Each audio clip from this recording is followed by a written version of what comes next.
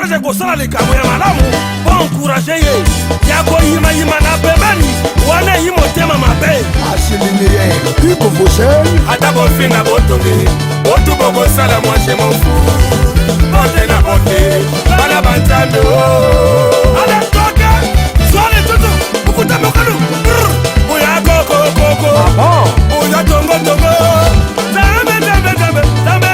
walonga wena zambe walonga wena ubazonza weba finga mobange bote na boto ya bana banzambe otatu na mufuna ku tribunalo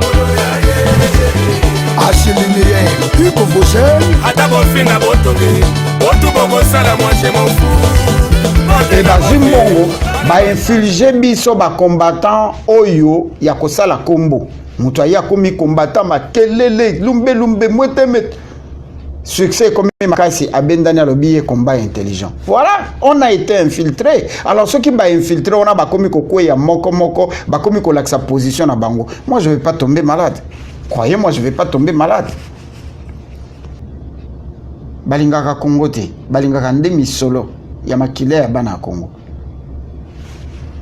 Tokei kozwa ndeko invisible, na sima ndeko invisible, nde na komi kopesa bino ba 2 minutes liboso na sala conclusion pour na meka ko expliquer bino qu'est-ce qui risque de se passer. Thomas Soloni ni toyoki na CMSA awa na États-Unis masoleza ko betama. Pour na tine Hippolyte Kanambe. Tokende ko kamata ndeko invisible. Ndeko bamwela soki okoki kosala ndeko Bob signe akoka kobenga biso Maître Jackson Losako epai na yo.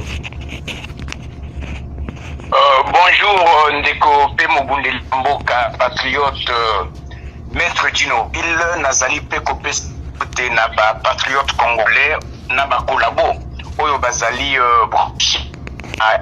émission patriotique ya lelo na tina ya kokabola lisolo oyo omemi na nayebi soki na kodemeurer na alandi yango kaka kote ya suka awa na banzi ozali kolobela projet macabre ya balkanisation ya Congo oyo ekomi na phase ya finalisation na yango na banzi ezali bongo ezali bongo projet ya balkanisation ezali koleka na sima ya Paul Kagame pe la SADC oyo bato bazali kobetela maboko ignorant que SADC ezali partie ya soi-disant communauté internationale oyo ba vivre situation depuis création ya AFDL, RCD Goma San, DPP perdu, P1M23 ADF Nalu.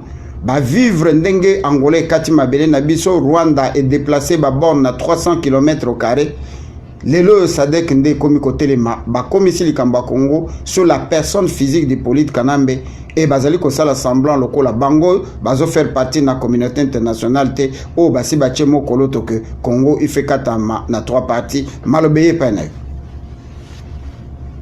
Merci beaucoup ndeko pe Mobundeli Mboka patriote Dino Will na première opsingai sur sujet yango na kozongela kaka maloba na yo ya émission oyo osala mbala ebele pona kobeta sete na tina ya balkanisation oyo na likambo olobi ya SADC likambo olobi ya ba Union Européenne tosangisi ba mangomba ebele oyo ezali na monde oyo ezali kolobela likambo ya Congo na kotuna ba Congolais est-ce que bato wana vraiment balingaka pratiser du Congo, c'est-à-dire une kitana yango, to balingaka peuple oyo ezali na kati ya Congo. Banani bazali ko constituer to bazali ba membre ya SADC, n'est-ce pas ba ennemi ya ba peuple na bango moko? Ce n'est pas ba grand dictateur oyo ba trisaka na ba les mboka go paysama na nkona bokonzi peuple na bango ezali se kokima kokende mikili ya poto parce que moyen ya ko vivre na bamboka wana ezali te. Na kotuna na peuple congolais kaka oyo bazali kotala pe ba déclaration ya ba Emmanuel Macron ba mituna babandi ko boma Congo depuis quand toza na plus de 13 millions de morts tozali na bandeko oyo bazali déportés de force bazali installé na bakon na Uganda na Burundi pe na Rwanda azali kotinda bango na États-Unis, azali kotinda bango na Canada, azali kotinda bango na Scandinavie, azali kotinda bango na Australie, pe bazali ko substituer bango na bavi na localité na bango par ba étranger. Est-ce que Congolais azali ko yeba réalité wana? Bitumba tozali ko bunda tolobi que tozali ko bunda contre occupation étrangère. Tango tolobaka ke tozomeka ko meko na Yesu mo. Tango nous n'avons pas seulement à lutter contre la chair, mais aussi contre les esprits. Mais Bakacher, Ezali alias Joseph Kabila, Ezali Paul Kagame, Ezali Yoweri, Ezali Bako traditionnel. Bakolabo traditionnel, Ezali Banani, Ezali Bandeko na biso ba Congolais, oyo basafishaka en tant que collabo. Ok, Kayango, c'était le coup mère de Mende, Obelaku, na collabo de la dernière heure, to ba collabo oppositionnel, une race très dangereuse, il y a ba collabo. Bangoni bazali ko constituer cher, tozali ko lutter contre s'exprime dans les lieux occidentaux. Ezali ba Union européenne, ezali ba État voyou, État cupide, État terroriste, oyo ezali ko jurer sur anéantissement composition éthique en général, République à démocratiser du Congo. Est-ce que Congo azali koye bango tolongwe na bitumba contre occupation tolingi to limiter yango na alias Joseph Kabila. On est en train de nous désorienter de notre combat. On est en train de nous imposer un autre combat qui n'est pas le combat pour la libération de la République à démocratiser du Congo, mais va substituer actuel chauffeur, actuelle marionnette par une autre marionnette. Heureusement et malheureusement, Congolais, Tobungi, Tokeiko, embrasser combat. Oui, maître. Continuez, Koloba Papa, tout ça, Koyokayo. Oui, Tokeiko, embrasser Bitumba, Oyo, Emmanuel Macron, alingi imposer biso, Oyo Lorenzo, alingi ko imposer biso, Oyo Paul Kagame, na Denis Sassou Nguesso, bazali ko linga ko imposer na peuple de Congo. Peuple complet Bitumba la biso ezali nini. Tobeta qui c'était, Tobeta qui le collé, kaka na nzela ya éveil patriotique, je pense que si elle, Toloba ki yango malamu, que likambo Bitumba, Oyo bazali ko bunda contre République du Congo, ezali Bitumba ya kokabola mabele na biso. Nako na bateau, bazonga na histoire, tomeka ko nous renseigner, to ko nous rendre compte que leur conférence de Berlin, tango bazui République à démocratiser du Congo, bapesi yango na maboko ya Léopold II. Léopold II d'abord, mingi bakanisaka que c'est un Belge, c'était un sujet allemand. Bapesi yango na Léopold II. Léopold II, mboka ekomaki ya yete, mais azalaki gestionnaire ya mboka na biso puissance occulte, ou ezali ko communauté internationale. Tango bapesaki ezalaki po ba exploiter ouest ya Congo na centre. Et puis vers les années 80, la fin des années 80, on devrait maintenant procéder à l'exploitation de l'Est, puis au Kabolamboka, si possibilité il y aura. Ndeto monaki discours ya Maréchal Mobutu tango bakomi ko sukuma azali kolela sur intégrité territoriale. To monaki c'est que dans les années 90, il n'y avait pas de guerre. Azali Kolobatoko cédé 1 km à territoire na biso ata la montoté.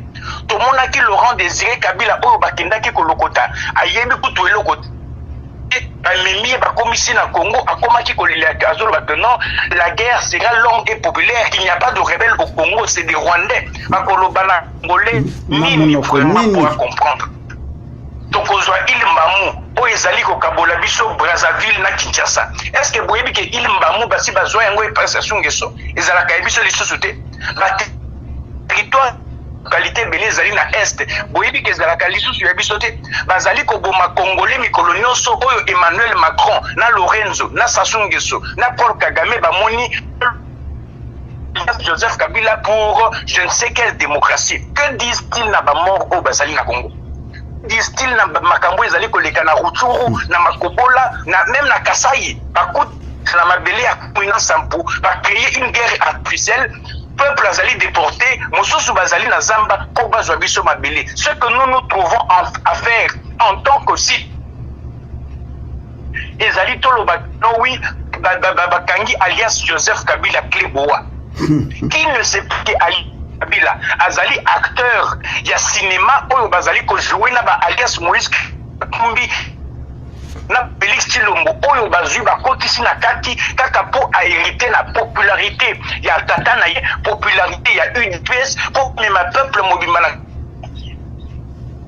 Congolais bakoloba na biso likambo wana ndenge nini poto meka kososola oyo ezali koleka na République démocratisée du Congo. Vous imaginez que na kati ya France ekokaki koleka. Il y a eu un terroriste soka bomi 3 bateaux. La communauté internationale a déjà été alertée, même alias Joseph Kabila a adressé message à condoléances. Mais ce qui se passe dans la République démocratisée du Congo, on est en train de nous exterminer, de nous pousser l'exil. Bazali kozoma belé na biso, tozali kotala et puis tozali trouver un monde normal, to nous na makambo ya Lorenzo. Tozonga nanu na démarche zalaki nango. Tango bayaki ba signer accord, c'était alias Laurent Désiré Kabila a dû pouvoir à James Kabarebe, chef d'état-major de forces armées du Congo à l'époque, et comme forces armées de la République démocratisée du Congo, bazu ba soldats congolais, zaïrois de la guerre, batindi na kito na pour exterminer bango. C'était pour exterminer bango, armée ezala totalement affaibli, bazwa Kivu sans problème. Bakouti résistance na Kinshasa. Laurent Désiré Kabila azali ko prêter serment, azali na stade, tozali ko fingaye, ba manifestation za ko sala na Kinshasa et pratiquement impossible ba matérialiser projet wana macabre. Ti Laurent Désiré Kabila ko bengana bango, ba bomi pour la même mission. Est-ce que Congolais azali ko yeba? Pour la balkanisation du Congo azali ko yeba? Bakendaki kozo Laurent Désiré Kabila, pourquoi? Effectivement pour nango heure isimité bakina likambection Azarias Ruberwa Minembwe ezali ko appartenir sur na biso. Azarias Ruberwa otaki Minembwe ndeko na ye boyoki oyo ba population akuna o bazali ba congolais te, bazali koyemba ta bofingi na bele wana ezali bango bayambaki, bazali koyemba yango na Kiswahili, bazali koyemba yango na Kinyarwanda, tolandi yango to partager ba image, mais congolais tozali distrait balingi ba imposer biso que non tozali ko kaka pona alias Joseph Kabila balongola ye bazwa alias Moïse Katumbi batia. Tango bamoni ke ba démarche bazali kosala ya baguerre, bazali ko façonner, bazali komeka kosala ezali pasi bakei na likambo ya ko bimisa ba siège et est au cas où élection est kosalama, au cas où prise à sous de tika élection dans la carte de l'Assemblée nationale. Tango bako bimisa likambo ya autodétermination ya Kivu et les cas bazwamboka bakata Nations Unies a consacré naissance à nouveau territoire. Bamoni que ezali ko tâtonner, ezali ko beta mabaku, bakei ko alias Moïse Katumbi akei ko ça la déclaration to yoki yango biso nyonso que ako utiliser même ba moyens violents état moko ata na monde et reproché été. Moïse Katumbi reproché na monde. Vous ne trouvez pas que bato bazana simanaï guerre wane ko bande ko si la tête, heure ko si la tête population ya Kivu et comme on n'a pas silti ba proposer bango baleka na référendum ba pour autodétermination na bango pour bazala kimia pour ba reprouver kimia comme bani et puis ba Rwanda batondi ko ba kondima yango et puis Nations Unies a consacré, nous avons perdu une partie de notre territoire. Maître Jackson. On a dit tourner Félix Tshilombo à Katia Canada. Mes frères, on va se moquer de nous jusqu'où? Bakosakanana molimo ya Congolais jusqu'où? Est-ce que vous voyez que ceux qui m'ont naïe bakati naïe ayebi que azali moyibi pe azali komona bozali kobetela ye maboko azali komona bino babolole puisque Félix Tshilombo sait na kati naïe azali au service ya ba Belge, azali au service ya ba réseau mafieux, azali collabo principal ya alias Joseph Kabila, c'est-à-dire joker naye. Ce qui makambo yindeli bango yende bakobimisa bazwa idée babeta maboko ba consacrer pérennisation ya occupation. On nous a démontré que non, na ba français ba ko remplacer Moïse Katumbi ayakata tozali ko consacrer démocratiser du Congo ezali mazembe. N'est-ce pas que le 3 octobre 2000 registre il y a état civil, il y a San Vito et la Kisibiso que alias Moïse Katumbi a nationalité italienne. Aïe qu'on renoncer na yango na 2017, mes frères et sœurs, mes compatriotes. Ce type-là a été gouverneur de la République démocratisé du Congo tout en étant italien. Donc c'est un délinquant au sens strict du droit pénal. Et si Kanaïta Kangama pour avoir usé du fond pour accorder gouverneur et puis attaquer Kitaya, province Yata. Ce monsieur va recouvrir la nationalité congolaise qui se retrouve jusqu'au Dilelo, un étranger, puisqu'il a renoncé à la nationalité congolaise, il a la nationalité italienne. Avec quel passeport ce type-là se déplace? Puisqu'il est quand même par impossible à salarié congolais, il ne l'est plus. Il est allé comme plébiscité comme candidat congolais vraiment. Un monsieur, on va démontrer noir sur blanc, c'est un étranger qui n'est plus congolais. Yende Félix Tilombo, à mon camarade, malgré que Bavoy, ils allaient se lever, ils allaient continuer à imposer, même par effraction, à 4 yamitu à Congolais. Il est temps de nous remettre en question. Est-ce que les aliments y régissent des autres hommes là? Est-ce que les aliments bascol, primus, na batopel, ou bazali côté na Congo et baby sibiso? Ou bien les aliments musique, politique, le bas patriote Jean Goubal. Le Congolais est imbécilisé par la musique, le théâtre, les médias, la religion, ainsi que la politique, puisqu'ils allaient normater avec ce qui se passe dans notre pays, donc comment les lots entrer dans cette distraction. Vous vous imaginez qu'en ce moment, Banamike Bazali na Zamba, Bazali na Zamba, Bazali Kokima Masasi. Na moment, biso tozobeta masolo. Les Congolais a commis ce débat, vraiment, a commis ce débat, Macron a lobby,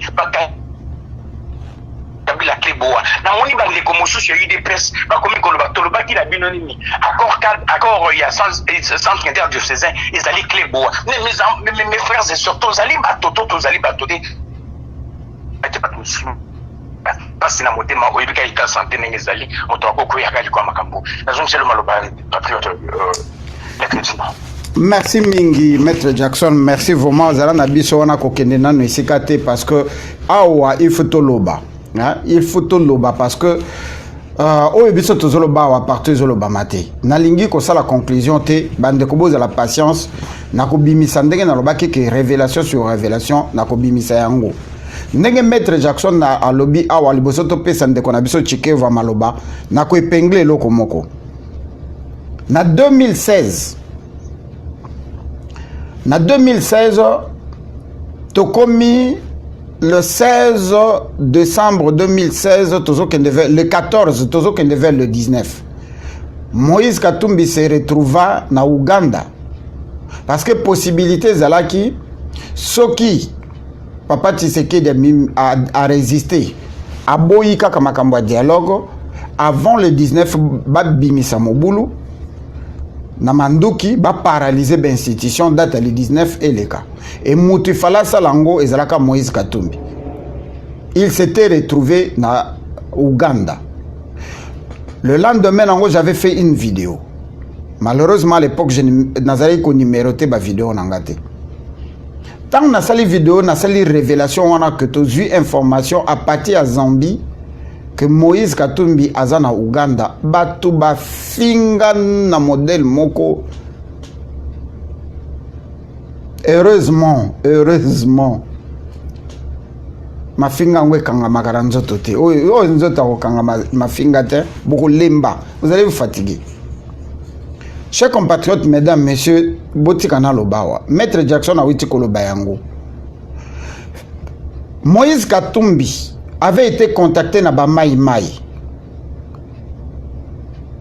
Tango to solo la kana ya Kutumba, réponse ya Moïse Katumbi ezalaki, il est non violent. C'est-à-dire ba Congolais o ba kufa kezalaka problème na yete, yé azali non violent. Pas plus tard, na mois d'avril, awa to sali 3 vidéos, na 3 vidéos, na rappelé bino que Bazali ko préparé, ko paralyser l'institution à partir du mois de janvier, oye ko permettre ba Rwandaphone à partir de Ruberwa, basangisa Nord Kivu, Sud Kivu na Maniema, basa la déclaration que le Congo, c'est-à-dire que le gouvernement central conduit par Hippolyte Kanambe, ezali ko sécuriser bangote, alors bazali ko kende ko senga autonomie. La situation en Congo ezalaka œuvre il y a soi-disant communauté internationale où esangami na Seattle bako permettre bango bakende nango na référendum comme ils sont majoritaires na kati ya parlement bande konanga bolimbisanga ça m'énerve bako voter yango et bako pesa bango autonomie. Projet wana ezalaka ya Hippolyte Kanambe te ezalaka projet ya Kagame te ezali projet ya Seattle oyo ebimisaki concept ya ko créer mboka ya sika. Na expliquaka bino que Hillary Clinton azali arrière petite fille ya Cecil Rhodes ndekonanga Chikeva abetaki lisolo yango comme conduit par l'esprit toka matana ndeko Chikeva azala na biso po akoka kokota na lisolo très bien. OK. Na lobaka yango awa que Hillary Clinton azali arrière petite fille ya Cecil Rhodes. Cecil Rhodes bokaka Rhodésie en Afrique du Sud apesaka mbongo na ye pour na expédition ya ba Stanley na ba Livingstone kokende na Congo donc ezalaka lokolo a defisaka Léopold II. Na kobandela lisolo wana lelo te. Mais na sote yango na mokuse. Tango basangisi ye na Clinton étant donné que Clinton a salaka travail na ya fin d'études sur le Congo et a yebaki à travers travail na ya fin d'études que mboka neza na minerai ya kosanganate seul moyen ya kokoma na kati ya dynastie ya ba grande personne ezalaki kokangama na Hillary Clinton et Hillary Clinton a bimisa yango eloko wana comme stimulus ya koloba que raison pour laquelle il faut battre les likambo Congo c'est parce que Congo ezalaka na nyongo na bango oyo Léopold II asilisaka kozongisa te et que Congo etikala na nyongo ya Cecil Rhodes comme ezali nyongo ya famille na bango oyo bazali ba descendant ya Cecil Rhodes oyo babengi toyokolaka na ba classe Rhodésie. Complicité wana nde ekobotela ko babengi SIAD, Comité international pour l'accompagnement à la transition, ba décider basala mboka na biso ndenge basala Yougoslavie. Parce que ba mboka nyonso esanganaka to bato basanganaka soki bakati mboka ya sika. Mabele oyo ya sika bango bakosala ekozala na sous contrôle na bango renouvelable pour chaque 100 ans. Makambo eso botuni ba politiciens na biso ba yebi yango te. Et to pesa yango bango ebele to sala ba rapport avec Misezuel. Ba rapport o to komela Dirupo, to komela Didier Rendes, to komela Ban Ki-moon, nyonso eza na ba réponse. To koma yango ti na parlement, il y a occupation. To solo la na ba politiciens 4 parmi lesquels Martin Fayulu na Mukubwa nanga José Makila. Est-ce que vous allez na copie conforme, certifiée conforme à l'original, il y a accord cadre d'Addis Abeba. Alors non, tu peux trouver ça sur internet. Natuni un député local yo, document aussi important ils ont concerné mboka na yo aucun des ongon internet. Ça maloba dans quelques minutes. Topé sande konabiso à Freddy Maloba. Ndeko Freddy Malobeye panayo 10 minutes passons la poké. Mbote na bandeko nyonso bazolanda nga na éveil patriotique et puis mbote encore na maître, je pense c'est ça maître Jackson o aleki avanga awa vraiment merci vraiment fumunzambe pour tout lendo abaxelo ebele na ebité ba yoki ndeko wana so ba comprendre vraiment ba makambo ya mine na bimisi omoni maître Gino tozala problème moko balobaka na principe ya karma ezali principe ya ba cause na ba effet. Lelo biso doza ko étudier problème ya Congo na ba effet mais dozo ke na ba cause té ndeko auto même ko détailler ba cause mais na éviter so l'équipe batu na motu omoni Congo c'est un grand système politique. L'ordre mondial et c'est défini ça na Congo pour les gens qui uranium habite na Japon les États-Unis devenus la grande puissance na matière ya uranium. Le seul Congo azana uranium ya makasi koleka mboka ebele pe na marge ya quantité. Le Congo azana ba minerai ebele koleka mboka ebele. Le Congo est riche sur le plan spirituel et sur le plan physique. Alors, ceux qui tokobandaka ko traiter problème à Congo na ba fait sans pourtant voir ba cause et kozala pas simingi pour na biso. L'occupation du Congo ne date pas na ba Rwandais. L'occupation du Congo ezali ko dater banda Berlin. Donc ba famille Illuminati ba sanganaki. D'abord, Moutazoki coopération à Congo, c'était la couronne britannique. Yango Bokomona reine azana ba territoire et belé même que le Kabatu Moussousou. Alors, tant qu'on va yébisser makambu ya Congo, après si on parle de connaître allemand, on te bengi la famille belge. Parce que voir même la trône et Angleterre, ils ont disputé la Stewart, na ba Windsor baza ba allemand. Bango wana nyonso wana balobaka ba descendre à Jésus na Marie Madeleine. Alors bango même ba gouvernement monde, ba multinational ba to ba simi tu peux trouver ça sur internet. Les Rothschild baza na 50% ya mbongo ya mokili. Donc bango tout wana nde bachaka ba homme politique, bango nde bachaka ba président, bango nde ba décider na tel pays président kwa kozala na tel pays eloko boy kozala. Yango mona basala ba CFR, basala ba on a anglais la ko prononcer on te ba ko bango CFR donc Conseil Forest quelque chose comme ça. Basala ba comité de 300, ba comité de 13, basala ba FMI, basala ba Banque mondiale et c'est par là nde bazali ko gouverner. Au mona quand même est-ce que vous allez kuna mettre Gino, la Fed ou ça la rambo na bino na États-Unis. Et ça la famille Rockefeller, de la famille Rhodes de la Kati, ba multinational na nyoso bazala Kati. Avec Kombone Nani le belge américain le plus friqué des États-Unis, Nabosen Kombonaï. Donc, Bangonio Sobazali. Alors, exact. Mokili, Maître Gino, étant le rapport à intérêt économique, na intérêt à sécurité à Israël. Étant les relations internationales, étant pour la bilo les intérêts économiques, na intérêt à sécurité à Israël. Il y a la guerre na Syrie, vous avez un problème, il y a Iran de l'autre côté. Il y a un printemps arabe. Il fallait redéfinir carte ya mokili. Il y a un Soudan bakata ki yango. Ceux qui battent qui Pierre Payan, battent qui Charles Nana, un peu idée, il y a problème ezakati na Congo. Yango moni Congo peut fallait ekabwana. Les approchés à Bandakala. Mobutu pour la bango, c'était le dernier président qui a initié à Congo. Après Mobutu, il fallait partager le Congo en morceaux. Kokabola pe Centrafrique, Kokabola Soudan, Kokabola Bamboka Nyonso. Donc les Congo jusqu'à présent qu'on résisté. N'a problème parce qu'il fallait déjà depuis 2010 to Kabola Nabiso.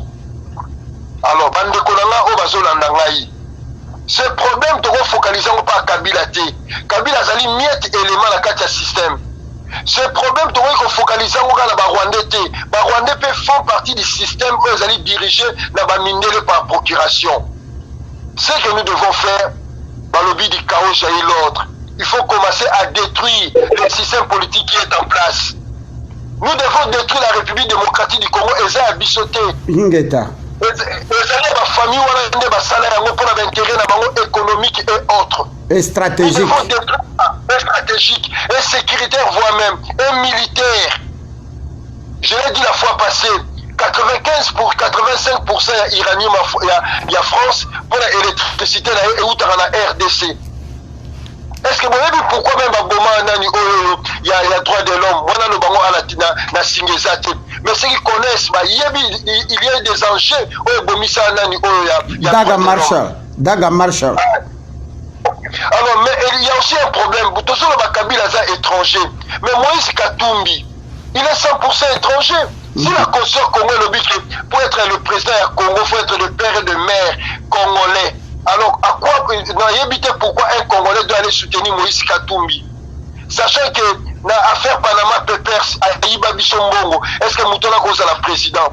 Sachant que Nani Katebe Katoto, il a financé Kunda abattoir pour Boma Maman à la Bisso. Est-ce que Moutona Zali digne? Tout le monde appelle Félix Tshisekedi dans autant pour la penailler. Est-ce que Félix Tshisekedi il se rend compte, voire même, na humiliation au bazo sa la maman congolaise? Parce que toute société, fondement dans la maman, il y a un autre matriarcat. Sans maman, qui est gosalate. Donc, bazo violer ma maman, la biso, bazo détruire Congo. Éduquer une femme, éduquer toute une nation, ça pas battre baloba yango. Nous allons voir même temps à monde, ça m'a maman. Alors, tant bazo bo maman, la mboka la bino, bazo bo mabino, bazo ko humilier bino. Donc on continue dans la société, oh yo bazu moi na ba ebisi violer maman. Bazu moi na ba ebisi violer on déconne mon père moi si. Bazu moi na ba violer la mise à tata na ye. Donc la gravité ba crime aux autres dans le Congo. Bazu violer ba ya miki ya basi.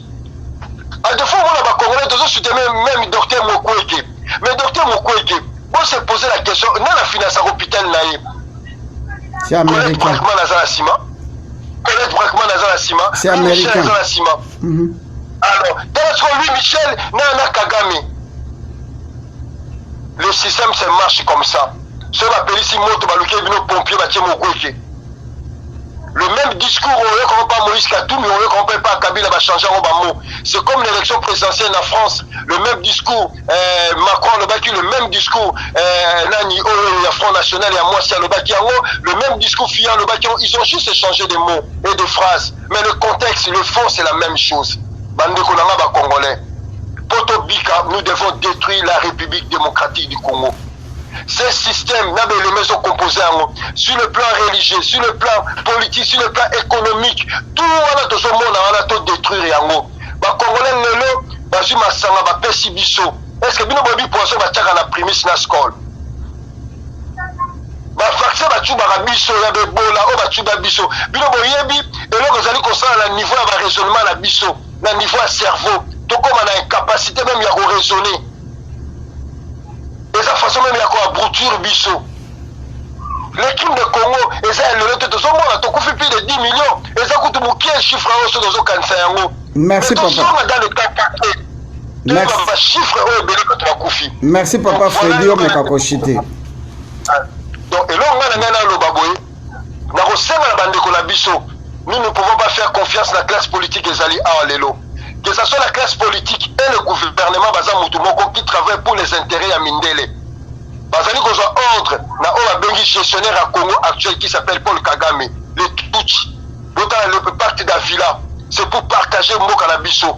Alors Bisso moko to prendre le destin na Bisso na Maboko. To Luka, to détruire la République démocratique du Congo et Lelo. Tout ça, la Congo est qu'on répond à l'aspiration de Bisso et à l'intérêt de Bisso. Mais si on continue dans la politique, dans le système qui est en place, on a toujours la passe. Merci Mingi. Ah, motema pasi. Oyoki oyo tozali côté ya awa. Nakosala moi commentaire Nasima. Merci vraiment de kozala na biso to kende pa ya Dr Bob abengi biso na nzela singa musika. Dr Bob Losako epai na yo. Losako. Ayo papa Dino pe na bakongomani nyonso bazo na biso et puis na pesi Losako na baye bazali na plateau pe na biso. Losako. Oyoki ndenge tozali kopasola poke na kanso landi biso na bokebi bonso 10 minutes kabola makanisi na yo. Yeah. Merci beaucoup. Nabanzi nazo kwa malamu. 5 sur 5. Oui. Ako banda kabola maluba oyo na 5 points. Dino boyebi naza homme de 5 points. Toyebi yo homme de 5 points. Kota akati na bosindo wana na confirmer on de kwa lobia wa na yoki na pasi na motema ke bakongomani o baza na souci ya mboka baza piqué babanze mission eza monolingue eza kaka lingala okoki mpe kolia mwa lopoto me tolingaka yango mingi te mpo koko na biso bakoko na biso na congolais tokotindela bango na whatsapp bakoyoka te bino bozalaka bato ya bafrançais oyo ya makasi wana donc meka kotikala mpenza mwa mingi na mangala me epekisami koloba frangala te. Thank you. Merci.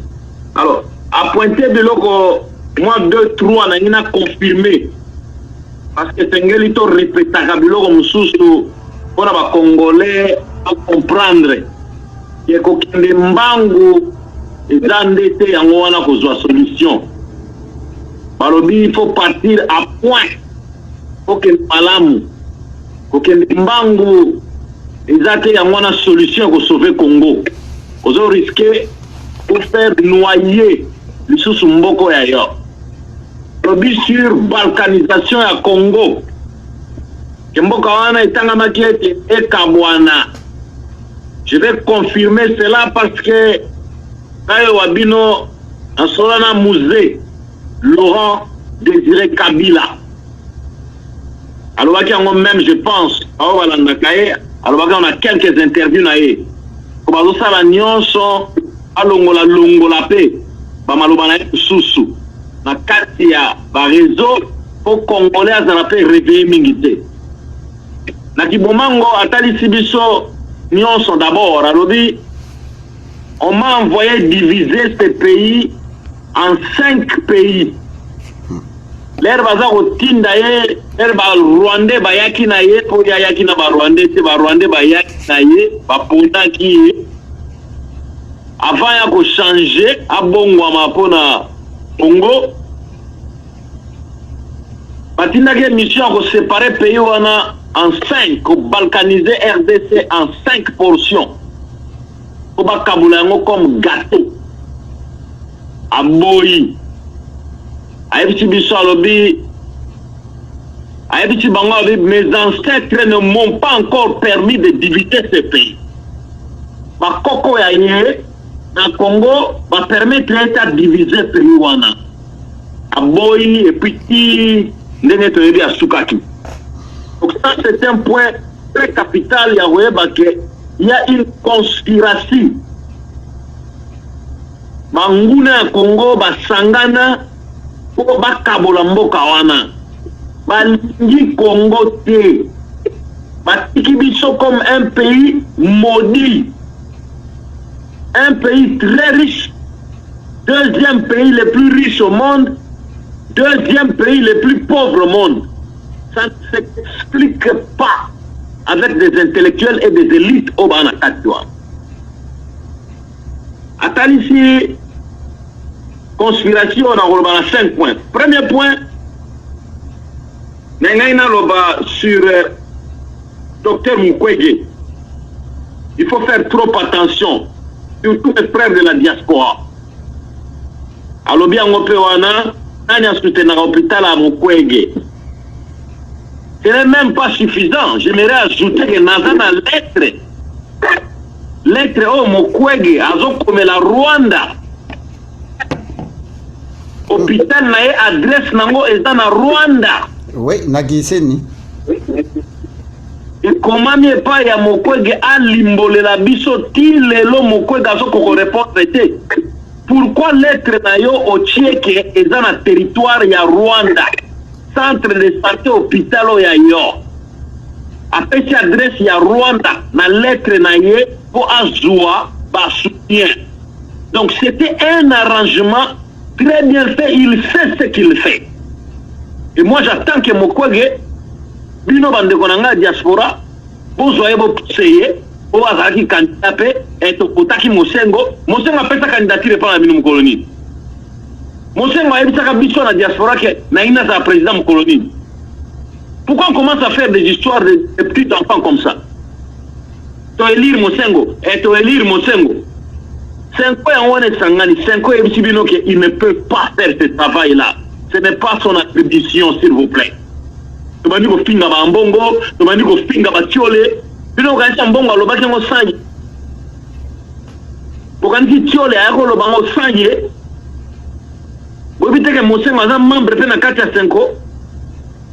Ils peuvent prendre la parole pour parler sans intervention, sans permission à un cardinal de son rang. Pourquoi vous ne comprenez pas? Donc, pour le dossier de M. Mukwege, apaisez-vous. C'est mon aîné, confrère médecin, je vous dis, apaisez-vous. N'allez pas vite en besogne. Pour les désirs, les émotions. Deuxième point, je voulais parler de l'Église catholique. Bien aimé. Mais pour soutenir Moutou, mais il faut quand même le. Nous oublions très simplement que cette église catholique est outi wapi, et comme wapi, et zokende wapi, et ça dirigé par qui? Je l'ai toujours dit. Mosengo a une constitution qu'il respecte plus que la constitution de la RDC. Absolument. Ce soki batie droit canon constitution na liboso na gauche batie constitution RDC pape aye liboso ya mosengo alobi na ye tu choisis quelle loi quelle constitution okati mosengo apona constitution RDC wana il y a 229 articles. Docteur atambolaka na passeport diplomatique ya Vatican. Alors, 9e, parmi les 9 conseillers à pape, le pouvoir pape Azango. Vous pensez que Mosengo va faire ce que vous voulez qu'il fasse? Ça qui n'est pas dicté, c'est pas dicté. Comment vous voulez prendre quelqu'un qui est lié, pieds et mains liés, cerveau lié, à Tanguy dans l'église catholique, à l'église catholique, pour nommer l'église catholique, toutes ces cérémonies, il a passé tout dans l'église catholique. Ce sont des gens qui se sont sacrifiés pour l'église catholique. Ils ont fait des liens, des contrats, des serments pour l'église catholique.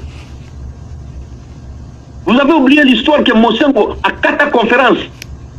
À quel pas pape? À son niveau, à créer l'émission 3e voie. Vous avez oublié 3e voie dans l'Abimaki. Mais c'est le frère du pape, Jean-Paul II, le polonais, a un administration polonais Kengo. Vous avez oublié ça? Malou, son fils, qui a détruit la RDC. Il n'était pas son fils dans l'église catholique, sous les droits canons. Pourquoi vous voulez oublier tout? Vous voulez oublier tout ce que la CEPO nous a fait dans le dialogue bidon, mais même si on va faire des glissements dans Kanambe.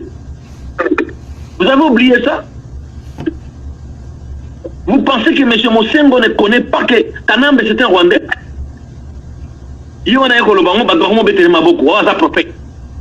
Il y a un archevêque qui s'engage, alors il déjà que celui qui quitte par Rwanda au Bakota, Tokosambwa, alors il y a déjà. Parce que c'est un prophète. Mais qu'est-ce qu'il a fait?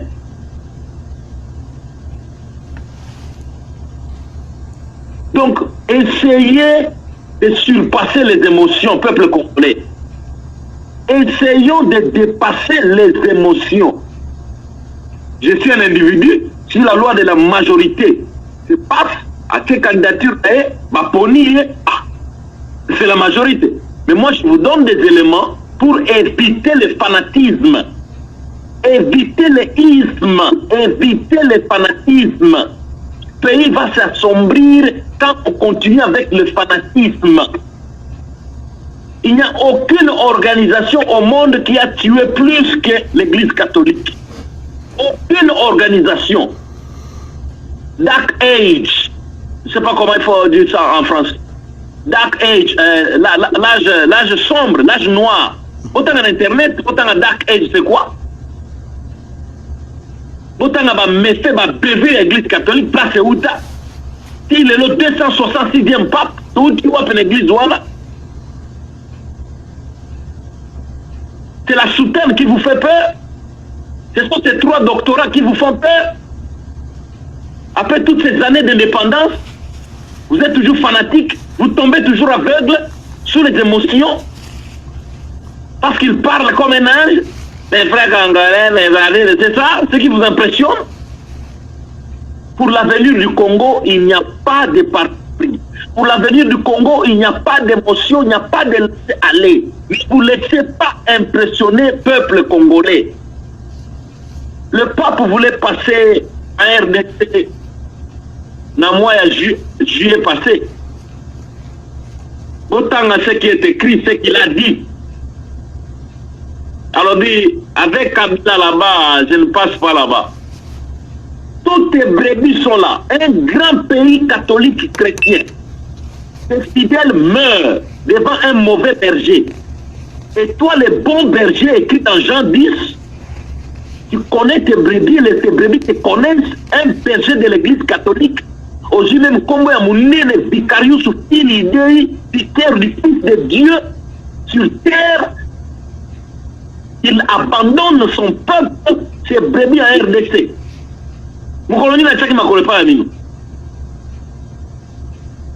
Et vous, vous êtes là, Mosengo cardinal. Ne faites pas ça sous les émotions, s'il vous plaît. 3e point.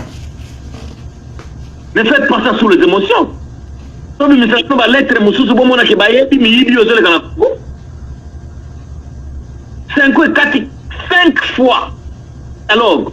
5 fois 5 ans. Allez-y voir. 5 fois va stopper dialogue. Il y a Saint-Sylvestre. Pour le Vatican. Ils ont sacrifié le peuple congolais. Ils vous ont laissé dans votre souffrance. Les forces communes, les viols, ils ont arrêté. Si c'est ce dialogue-là qui devait sauver le Congo. Vatican pour le Vatican. Et vous, ces gens-là vous aiment? Pour terminer ce point, je vous dirai ceci. Tout ce que la SECO fait, tout ce que Mosengo dit, c'est pour sauver l'image de leur église catholique. Bobo Sanene to kota ki na Saint-Dominique, parce qu'il y a une communion, il y a une quartier. Vous avez pression à l'église de Zouaki, vous avez oublié la pression pour un changement de loi électorale, pour venir, il y a la nation, il y a Bobo Sanene, c'est que nous avons fait à cette église-là. Tous ces Congolais qui ont fait ça, Babandi, tout bazan à tort, l'église veut récupérer sa réputation. Tout ce qu'ils font, c'est pour récupérer leur réputation. Parce qu'il y a 5 ans, au Kanambe, un Rwandais a Tindi Bango, pour le Congo. Monseigneur, qui est dans les Nations Unies, les États-Unis, mission Batinda Kiso, la chef de l'État, est-ce que Kanambe doit vous envoyer, vous, 5 ans, les professeurs, pour faire la mission? Il avait besoin d'une mission de bon office, mission de mauvais office. Ça fait accorder les glissements qui nous collent au cou maintenant à cause de vous. Très présidentiel national lobby encore. Ce sont des gens qui doivent être interpellés. Mais on est là, sans dire la vérité, on soutient aveuglement. Il y a un autre évêque là de l'église catholique, je ne sais pas quelle église catholique, qui passe pour parler de Mosengo, en insultant les gens. C'est comme si on n'accepte pas Mosengo, on n'est pas congolais, on n'est pas combattant. Pourquoi vous voulez fouler les gens comme ça? 4e point, docteur. Mais qu'à quoi avancer? Merci. Dans le 3e point, je voulais parler de la conspiration politique internationale. J'ai aimé ce que le frère a dit là.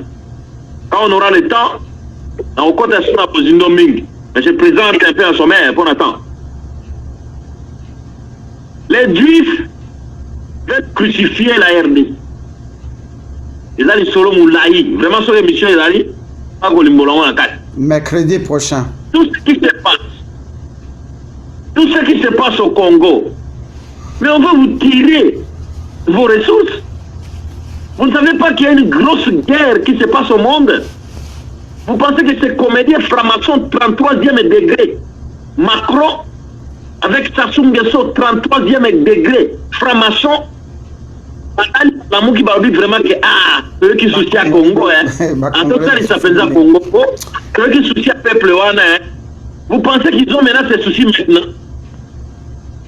Avec tous ces morts, 17 ans à pouvoir bien commettre en tête du pays, c'est maintenant qu'ils ont le souci de nous aider. Il y a un comédien angolais là qui parle. D'ailleurs, c'est Macron qui est dans la transition, chef à transition. Merci de Yambinga comme chef à transition. Il ne se croit même pas président d'Angola. Et tout le monde est en train de gesticuler. Les journalistes, les animateurs, partout. Kabila Soukinaye. Vous pensez que Macron va venir se sacrifier pour 80 millions de Congolais? Vous pensez qu'il va faire ça pour vous? Macron est envoyé par les sociétés secrètes pour chercher les minéraux du Congo. En États-Unis. Ils veulent tirer les minéraux pour les États-Unis. Anambe est en train de coopérer avec les Coréens et les Chinois. Au moment où les Chinois, la semaine passée, va payer $1 million pour la barrage Tinga. Il y a un conflit d'intérêts dans ces pays. Macron représente la puissance occulte internationale, peuple congolais. Il n'est pas là pour vous. Il n'est pas votre fils, il n'est pas votre frère. Toutes les réunions qu'il fait, il a pris ce président limitrophe pour exercer la puissance sur la RDC. Ils veulent gagner. La RDC les échappe. Ils veulent contrôler les colbards, les minéraux, l'uranium. Les États-Unis ont un problème avec la Corée, la Chine, l'Inde. Vous avez une information. Où est-ce qu'ils vont puiser? Ils vont puiser au Congo. La France n'a rien. Chirac l'a dit. Dans un discours à Chirac, il faut respecter l'Afrique, il faut aider l'Afrique. 85% de nos richesses en France viennent de l'Afrique. Pourquoi vous voulez vous croire rien? Pourquoi vous voulez vous croire nobody? You are somebody, Congolais.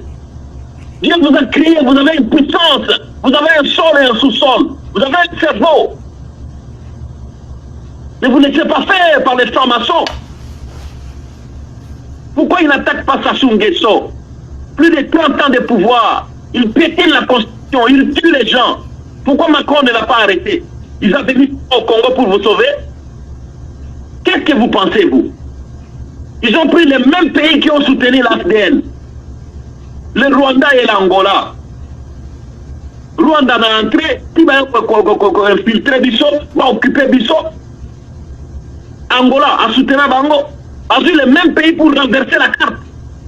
Comment on a intérêt à Bango et vous applaudissez? Kagame a reçu le Saint-Esprit pour vous maintenant. Il a reçu la révélation biblique pour être de votre camp. Docteur, 4e point. Mettez vos pieds à terre. Mettez vos pieds à terre. Mettez vos pieds à terre. 4e point, je parle de l'Union africaine. Mercredi l'Union africaine. Une union d'échecs. Une union faible. Très faible.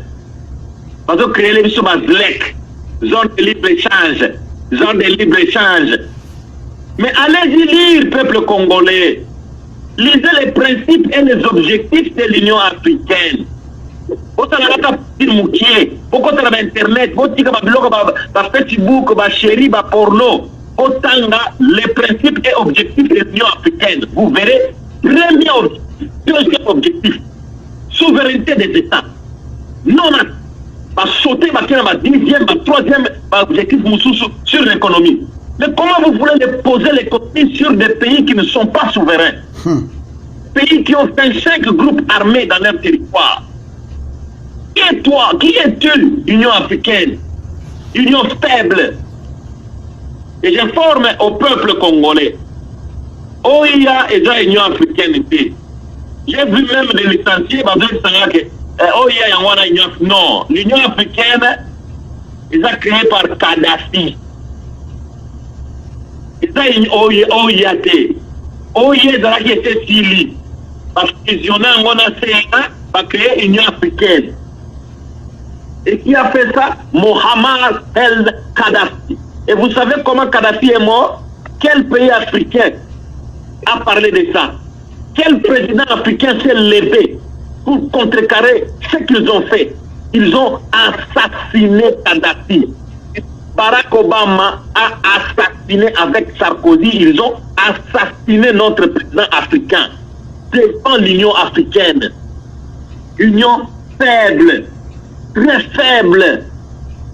Rien de bon dans cette union-là.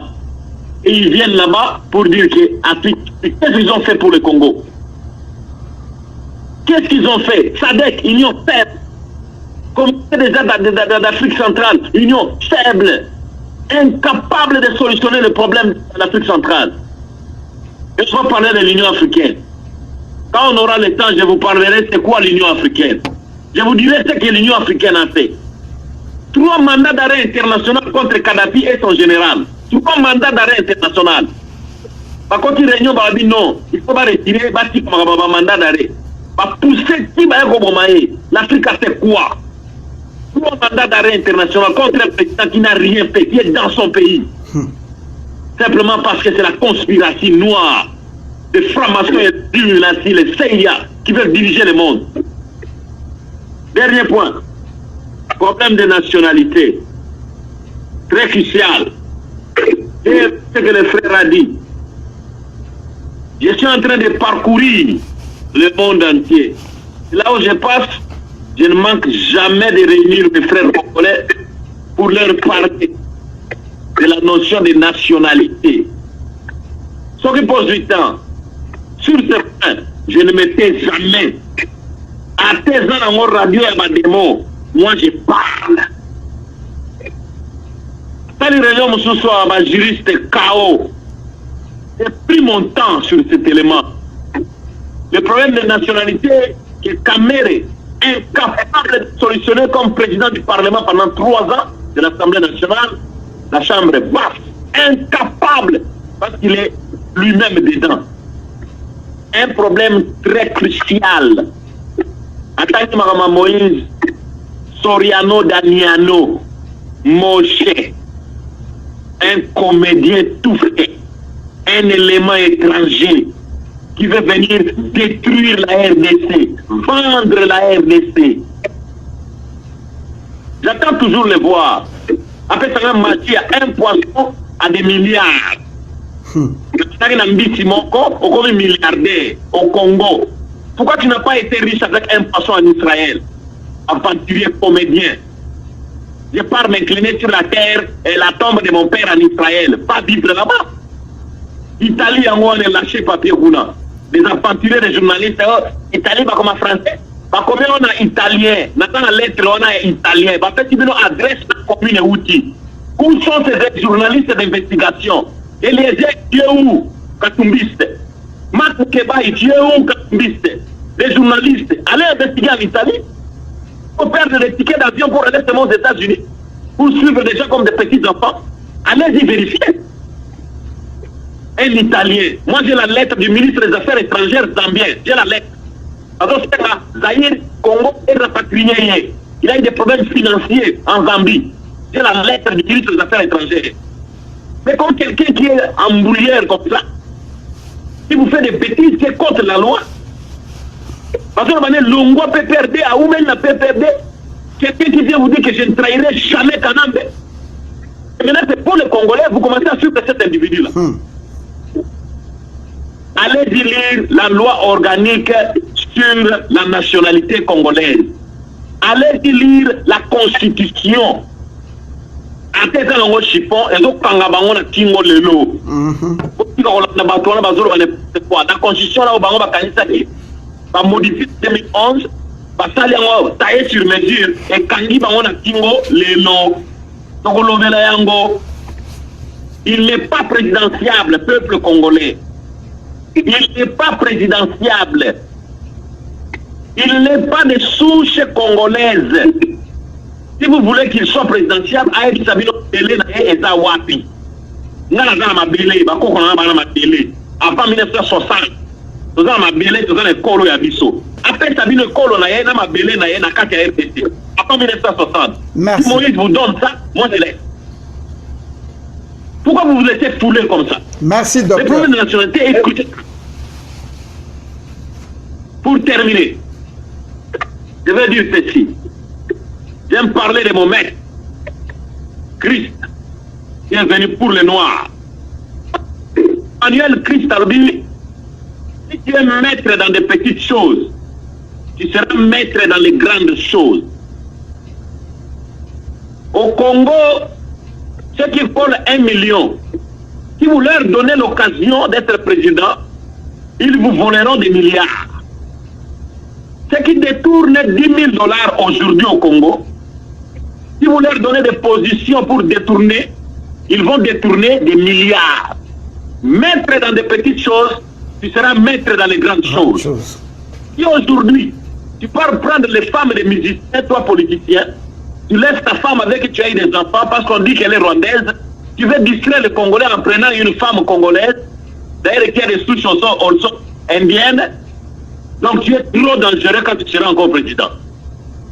Si toi tu t'injuries avec ton frère congolais dans les réseaux sociaux, la Banque mondiale, dans milliard, il y a des gens tu es orgueilleux comme ça pour montrer ta petite somme d'argent de ta famille que tu as eu, parce que tu travailles, je ne sais pas, à la Banque mondiale, tu es économiste, vous vous chamez comme des petits enfants dans la politique congolaise.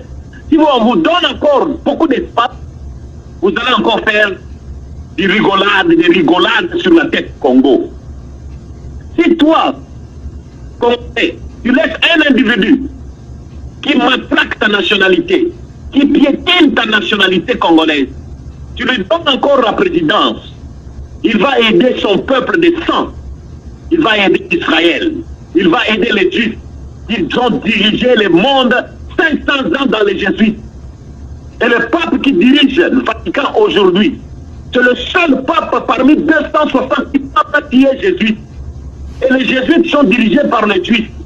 Moïse Katumbi, Katembe, Katoto ont une souche juive. Faites attention, peuple congolais. Mettez dans les petites choses, mettez dans les grandes choses. Je dis que c'est vrai. Ingeta, docteur, tokozala na yo mercredi, kozanga te, tokomi nyonso oyo yo witi kolobawa, tokozala na yo mercredi. Merci mingi penza kozala na biso, tokei na ba bandeko oyo nyonso bakozwa maloba 5 minutes ya conclusion. Poto kokako silisa pona poko ya lelo toyebi ke lobi ezali samedi mais lelo pe mingi bazali na ba anniversaire bazali na ba matanga bazali na ba feti tokoki ko garder bino indéfiniment temps. Merci docteur d'avoir été avec nous, merci, reste avec nous, tu auras tes 5 minutes pour la conclusion. Chers compatriotes, mesdames, messieurs, ndeko invisible nazako bengayo nazako bengayo na peso malobande ko invisible zala na moi kimia nazako rappeler. Chers compatriotes, mesdames, messieurs, makambo nyonso lobami awa yango biso to bengi éveil patriotique. Biso awa tozolobela Congo to yaka kolobela ba individuité to kolobela kapé bangote. Et c'est ça l'éveil. Merci vous mana bino nyonso tout. Nalingi ko compléter boy. Congo ezali considéré ndenge na bande koloba vande ko Chikeva azwa maloba. Congo ezali centre ya gravité. Les Américains considèrent que bango po bakoka ko tenir coup na nyongo oyo bazali na yango avec la Chine, il faut bacha maboko na bango na Congo. Et po bakoka ko gagner guerre stratégique. Il y a technologie à l'an 3020, ils doivent contrôler la partie oyo ezali na minerai mingi na Congo. Et cette partie là yango ezako formé Nord Kivu, Sud Kivu, Maniema na partie ya Katanga. Oyo balingi bakata yango ekoma mboka. C'est ainsi que baling trouver Moïse Katumbi bakomisa déjà politicien, bakomisa un grand politicien na allure ya Papa Tshisekedi, pourtant mboka kokatana bazala na likolo moko na East, likolo moko na Est. Lingi koloba Hippolyte Kanamba kotika la président na Ouest, na East ya Congo bache Moïse Katumbi président ya parti oyo kofungwama na Katanga. Problème ezali ko s'opposer parce que les Kabila veulent kozwa parti ya East avec Azaras Ruberwa comme président ya East. Yango masolo bazali ko beta awa. Et que salama uniquement avec rébellion moko oyo nanu to vivate. Masolo witi ko beta ma awa oyo Macron ayela ki awa en États-Unis yango wana. Pourquoi? Parce que la Corée ezali na réserve il y a près de 223 millions de tonnes ya matière première, entre autres uranium, Casterix na cobalt. Bande kongam na lobité, bango mutu balobi bango moko mindeli. La Corée du Nord azali na réserve il y a 223 millions de tonnes. Tangu Amerika ebi yango ache maboko na mutu abi to sambwe yango ba focus sur le Congo. Tangu tozo yebi sabino que Congo ezali centre ya gravité ya mukili et que les États-Unis soki bache yango maboko na ba minéraux onan ba pesi ba kombote, ils redeviendront le plus puissant de la planète. Ok, tant on a ebisa kibino que révélation. Bokundi mayango le lote mukolo bokundi mayango. Boko zalabino moko na katanda kolobi jina lobaka vérité. Parce que tango tobandi kolobela makamba Katumbi tango abimi que Katumbi est en train de faire du théâtre bondimanga yangote.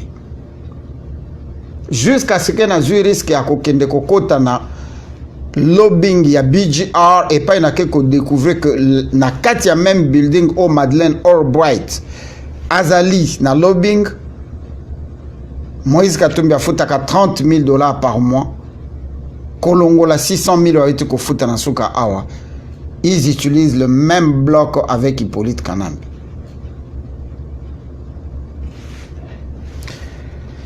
Moi 5 minutes toko kakokanga pona poko ya lelo. Merci mingi vraiment na ndenge bozala ki na biso, merci na patience na bino. Tokei mbangu na ndeko invisible vraiment bolimbisi. Okozwa 10 minutes tokozwa mbala moko 5 minutes kozala pe na conclusion na yo. Après tokei na ordre oyo toyambaki bino topesa 5 minutes tosilisa masolo ya lelo po toali na mingi ya kobeta dimanche et mercredi tokozonga avec Dr Bob na bino nyonso ndenge tomisana éveil patriotique tokei epai ya ndeko na biso invisible. Congo ezali considéré comme centre à gravité comme je disais, entre autres terres stratégiques pour la technologie de l'an 3020 et bengami na kozala sectionné. Na kozala sectionné wana ndenge ndeko Bob alobi awa projet et bandaki avec 5 pays. Soko kei na ambassade ya Canada, je crois na 2015-2016, babimisaki déjà map. Babimisaka déjà map ya 5 Congo. Mais ba Congolais ndenge tomesana ko travailler na sima ya ba radio bande quoi ba fomero félicitations ba s'organisaki ba kotsaki ba memo map wana balongola yango na minito tozolo ba projet ezali ya kokata Congo na 3 parties. Donc le nord Kivu, le Maniema et le sud Kivu et pas Azara sur le Berwa akokoma Mobutu, le Katanga et pas Moïse Katumbi akozonga et Hippolyte Kanambe akotikala na ouest ya Congo. Tolobi te ke kosala mandenge wana o ezali parole de Dieu te alléluia amen. Voilà le projet o ezali kolobama o baaki kovandela awa. Yango bomoni Moïse Katumbi qui n'a jamais parlé de la rébellion a komi kobimisa langage ya rébellion parce que ye muto ko conduire rébellion oyo ekosala que des bandades ekota entre East na Ouest et permettre batu ya East basenga autonomie ou ekozala appuyé par le CIAT, Comité international pour la transition, ou ezali kokamba occupation à Congo. Ndeko invisible malobe painer. Ndeko matama mungongo wa mungongo na openze ezalaka na se mingi na ebite ezalaka problème ni meka ko somba micro ya sika mungongo ematama muke.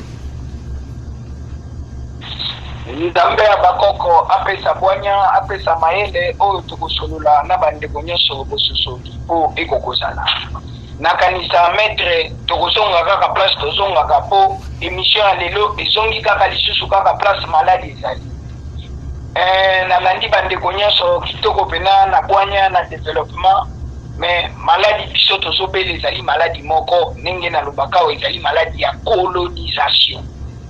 Il faut que nous koyeba colonisation maladie nini yango ezaleli ezali mission nini oyo bayaki nango ko coloniser biso mbaleleki na lobi tolanda discours oyo balobaka ya roi Léopold II ezali discours ya Gilles Rankin alobi ke bato wana bolukaka bango ba raisonnaka te kasi ba croire. Donc biso toza mayele te bakomisi biso nde banyama moto akanisaka te moto bwanye esalaka te azali homme animal biso sikoyo bato toza na bososoli ozomona mutu aya développer suka nango abengi Emmanuel Jésus mais soko bini Emmanuel Jésus auti wapi kolon mutu ayaki na ye sans kolon yo linga boyebe Emmanuel Jésus te potina nango yebi te Emmanuel wana nde kombo ya Satan détacramatant.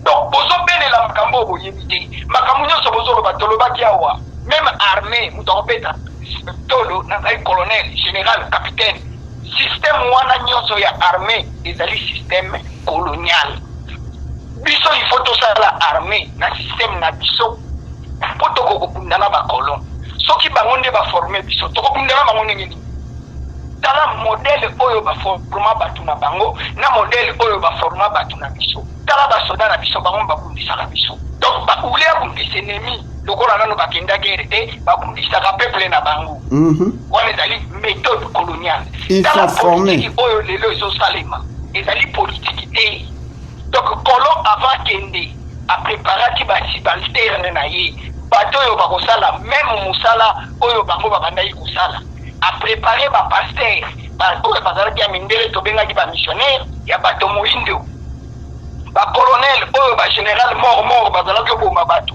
a créé bango ya bato ba indo ba ministre oyo bazalaki kona ba général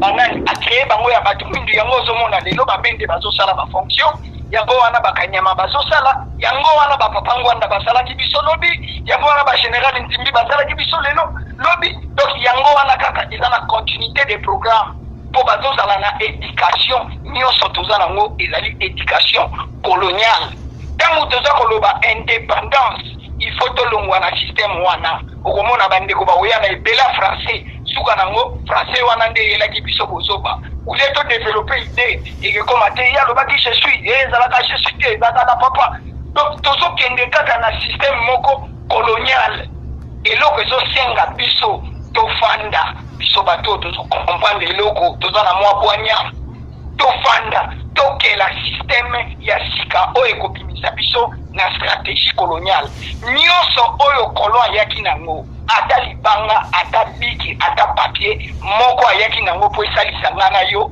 ezali te donc ezosenga biso bwanya likolo na mesa kolon ayebi nzambe te oyo nyonso ayaki nango ezali ya bonzambe te moto ayebi nzambe abongolaka moto esclave te bonzambe ezalaka mpe na mikanda teke motu fotanga ye te bonzambe eza na kati ya nature yo ifo yeba biloko oyo esalami na kati ya nature nde koyeba bonzambe kuna ezali bosata na bodiabo sikoyo soki ozoloba biso nanu tosi comprendre te tokokende obilisa mboka nini po ntongo na kozwa matiti na bi pakola matiti oyo yango nde esala yoke ata batire lisasi ezwao te simba na ekeko ya bokoko yo koboya yango yango wana nalobaki tolanda discours ya roi Léopold wana po bapesi formule mobimba oyo bango baya nango soki tocomprendre formule wana nde tokokobima na kati ya formule wana ulie toyaka te na boyi ye yo te na ndimi ye te tozala na bwanya likolo na mesa ya kokabola bwanya matondo mingi maître matondo mpe na bandeko balandi biso matondo ingeta merci mingi ndeko na ngai invisible merci penza bolimbisi papa penda pona peso 5 minutes o méritaki 10 minutes tokende mbangu epai na général bamola bujitu asalela biso conclusion pona masolo ya lelo liboso tokende na moko na bino nyonso tu tokeye epai na général bamola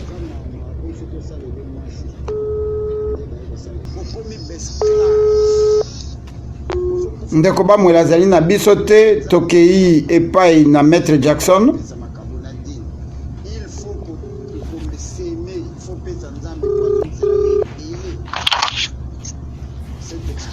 Allô, Maître Gino? Maître Jackson, 5 minutes, il y a mot de la fin. Merci beaucoup Namaloba Ozongi Selingai Mobundeli Yamboka patriote Maître Gino. Nazali d'abord avant de conclure que saluer l'intervention pertinente, instructive. Il y a docteur Oyo Aoutaki, docteur Bob, après Ndekomosusu Oyo a intervenu qui avant hier. Na saluer Boania Pemaeli Nabango, Nanzela ya éveil patriotique. Tozali komona que Mboka Nabiso et Kokili Susuko lota esikolama parce que bana ya Bwania bana ya Maele bazali ti lelo na kati ya Congo. Pona ko conclure na likambo ya lelo nazali ko senga na ba congolais oyo bakozali kolanda biso pe bakolanda éveil patriotique oyo na nzela ya radio oyo osala polo kolebeta matina Kisasa baye bakotozali affaire na ba ennemi ya Congo.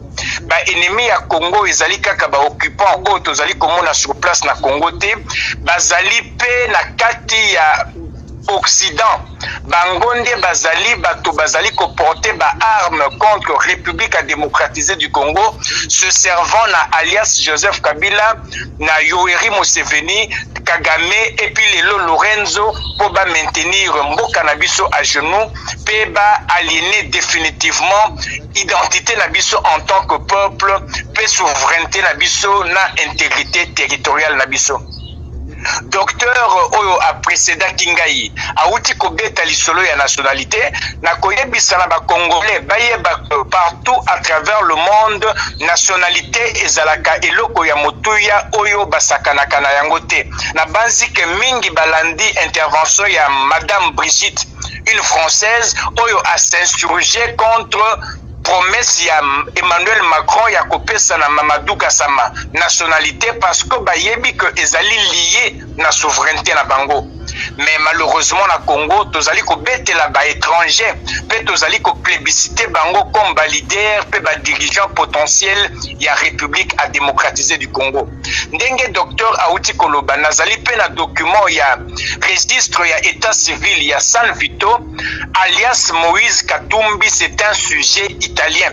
Oyo ba congolais bozali ko betela maboko oyo Félix Tshilombo a komisi allié azali ko tambola pe ko sala campagne na ye à travers le monde na auprès ya diaspora congolaise pour ba meka ko otisa na mutu na biso pe lobby aya ko mener rébellion oyo ezali plan B na bango balingi ba banda ko tia yango en œuvre pour na nini pour na ko aliéner définitivement sur intégrité territoriale yamboka na biso. Congolais esengeli alamuka ayeba ke oyo tozali koloba tozali ba vendeur d'illusion te mais tozali koyebisa bango maloba ya solo.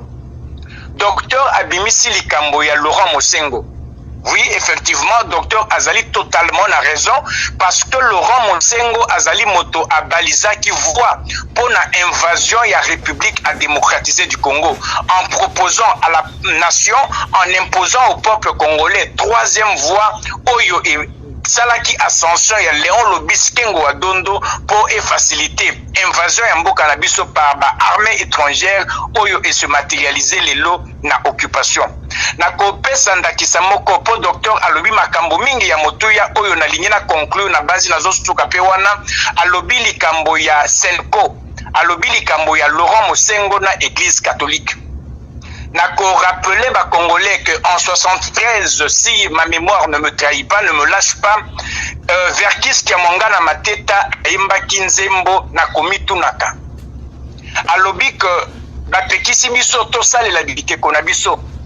Tozala na bikeko na biso mais tokokota na ndako ya Nzambe ya Katolika, tozali ko sambela bikeko etondi ndako ya Nzambe.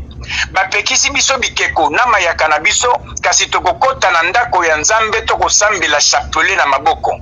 Akoti ya mituni tokokota na ndako ya Nzambe tokokuta basantu nyonso mindele Yesu mwana Nzambe mondele Nzambe batsai mandefu mondele kasi moto muindo auta wapi po satana na banjelu ya satana bazali kaka bato baindo. Nde esengeli Congolais ameka kososola mbano nini Kiamonga na mateta zwaki ba excommuniaki ye na Église catholique ba bengana ye kasi lelo alias Joseph Kabila na ba occupant na ye na ba kolabo ba bomi bato na kati ya ba paroisse pe na ba église catholique ba sali mbemba oyo eleki oyo Kiamonga na mateta oyo a confirmaki eloko te kasi ya mituna ki motuna ba bengana na église catholique kasi ba politicien catholique ba occupant catholique na ba kolabo catholique oyo ba bomi notamment ba Deshad na ba ndeko na biso Rossi Mukendi bato wana bazui atamba no mokote bazali kokota chaque dimanche l'église bakende koloba je confesse à Dieu tout puissant je reconnais devant mes frères que j'ai péché sans que sanctuaire à l'infliger et loko wana ekoki ko interpeller ba Congolais te toyeba esika nini bazali kokumba mboka na biso esika nini bazali kokenda na yango nazo chuter en rappelant toujours na compte ya histoire pour Congolais ayeba que soki to lamuki te et que pas surtout patriotique to telemité poto engagé front. Il y a résistance contre les ennemis nationaux et internationaux et peuple congolais. Nous assure que tu peux perdre un bout à la biso, tu peux me retrouver par patrie, pour te zonga na kati ya Congo, tu visiter la province Mosusu, tu peux faire la démarche ya ba visa. Na lingaki na lobanini, tu peux zonga kaka na sima pour na rappeler na ba oyo bakinda kelasi, na 6e des humanités. Na cours ya histoire totanga colonisation batangisa biso na colonisation baloba nini po mondele akota na Congo, akota na Afrique et précisément na Congo bazalaka ko se servir na troisième M ya liboso ezali missionnaire. Rôle ya missionnaire ezalaki koya kolakisa Congolais Bible. Tango azali kote ya Congolais Bible, azali kopesa yango interprétation na ye, soki Congolais aye epa ya sango, sango yo pekisi koyiba, tala bauti koyiba ngai. Sango akoloba na ye nini, Biblia elobi ete soki bazwi yo simisi kamata pe kaputula pesa. Mais papa sango yo pekisi koyiba, tala bauti koyiba koboma, bauti kobomela ngai ndeko. Biblia elobi ete kosambisa te pamba te basambisa pe yo. Papa sango, me yo pekisi boye, tala sikoyo bakotelinga na ndako bazunga mbongo na ngai nyonso. Biblia elobi ete oyo azali mobola awa na mokili ya nkolo na lola akozala na bumengo mingi. C'est-à-dire on nous a abrutis par cette église là catholique. Babomi bandeko na biso, bakati maboko ya bandeko na biso, nde bato wana lelo Congolais obosani histoire, okomi kobetela ba bourreau na yo maboko, okomi kobetela bato oyo bakatela yo ancêtre na bandeko maboko. Toko kende na likambo ya Docteur Mukwege, nazali kotuna na ba Congolais. Bameka kotuna ba mama, ba jeune fille oyo Mukwege aswanya na viol. Est-ce que bokoki kozwa moko bomi maye pa munganga ndeti ndeko nanga docteur oyo auti ko intervenir batala soki ba organe génitaux na bango nyonso ezali sur place, biloko na bango ya nzoto ezali sur place. Nous avons des révélations et des documents. Ba Louis Michel na ba docteur Mukwege wana bazali koteka ba organe féminin. Vous imaginez niveau bazali ko exploiter. On le finance, il n'a jamais été atteint. Il n'a jamais été insécurisé à part la insécurité artificielle. Oyo ba créer la cahier. Azali kote kabiloko ya kati ya basi parce que c'est des choses qui se vendent très cher. Bato oyo ya azali ko sala intervention chirurgicale. Azali ko zo biloko ya kati na bango. Akende ko pesa na ba occultiste, na batu ya ba franc-maçon, na batu ya ba scientologie. Et puis bakenda ko teka yango ba mama na biso bazotika la mabota ekoki ko zo maliso sute. Qui nous ont fabriqué Mukwege? Oyo ba fabriqué biso Mukwege, n'est-ce pas nos ennemis internationaux? Oyo ba komi ko décerner ba titre. Et comme Congolais tozali naïf, to telemi wana kala to komo lobake non, comme Aswanya Kabal basi na panzi yenda koki ko comme président de la République. Est-ce qu'il n'y a qu'un seul hôpital na Est? Oyo ekolisaka basi oyo bazali violé? Est-ce qu'il n'y a qu'un seul médecin à l'est du Congo? Oyo aswanyaka basi bazali violé. Pourquoi seulement la publicité sur Mukwege? Moto normal atsalaka critique amituna ebele ya mbote akoma la conclusion. Pourquoi kaka Mukwege? Et lelo pourquoi kaka alias Moïse Katumbi? J'ai suivi intervenant moko ya UDPS na conférence na dîner gala oyo ya Félix Tshilombo na Canada. Atuniye likambo ya Moïse Katumbi, atuniye pe Soriano, mais falomo na mwana mobali ndenga azali ko beta munoko, azali ko répondre te alors que nous avons affaire à un Italien, Congolais et Komitango, ba impérialiste ba makasi. Nous devons nous constituer en un front de résistance, mais préalable ezali to bandako éliminer physiquement bato, to bandako éliminer physiquement ba Congolais oyo bazali ko servir de pilier national na pouvoir ya occupation, oyo bazali au service ya ba ennemi, oyo bazali ko jurer kaka sur aliénation ya République démocratisée du Congo. Je dis à tous mes compatriotes, à tous les patriotes, la patrie ou la mort, nous vaincrons. Merci Maître Dino. Merci vraiment de konangai makambo oyo penda soki mutayo ki yango akena ndako alali na ina kimia nyonso akanisi penza likambo Congo te. Chers compatriotes, mesdames, messieurs, na moni ndenge bozali ko like, bozali ko aimer, la moindre des choses ezali ko kabola pour mutu nyonso oyo azwi chance ya kolanda te akoka kolanda. Na lobaka yango mikolo nyonso soki tosengaka bokabola ezali te po tozalingi to augmenter nombre ba view, tosalaka yango po message ekomela bandeko na biso de partout dans le monde po tozwelaka yango mbongo te. Et grâce ya ba contribution na bino nde tozali kosomba matériel pour ba voix ya ba sans voix et koyokana. Vraiment je vous remercie parce que l'éveil patriotique ngana bimisaka idée, je vous le dis sincèrement. Au nom de mes ancêtres, c'est grâce à vous que l'éveil patriotique est à continuer, mais pour tout ça la plus ezali ka ko part. Ndeko ba moi la 5 minutes. Merci Ndeko Dino. nayebite soki nakoyoka na malamu kanga récepteur na yo tozali koyoka double langage ozali na maloba tozali koyanda yo 5 sur 5. merci nakanga liboso nini parce que na oyo eza na retard na oyoka maître Jackson na oloba c'est là nakanga nano mpona zwa maloba.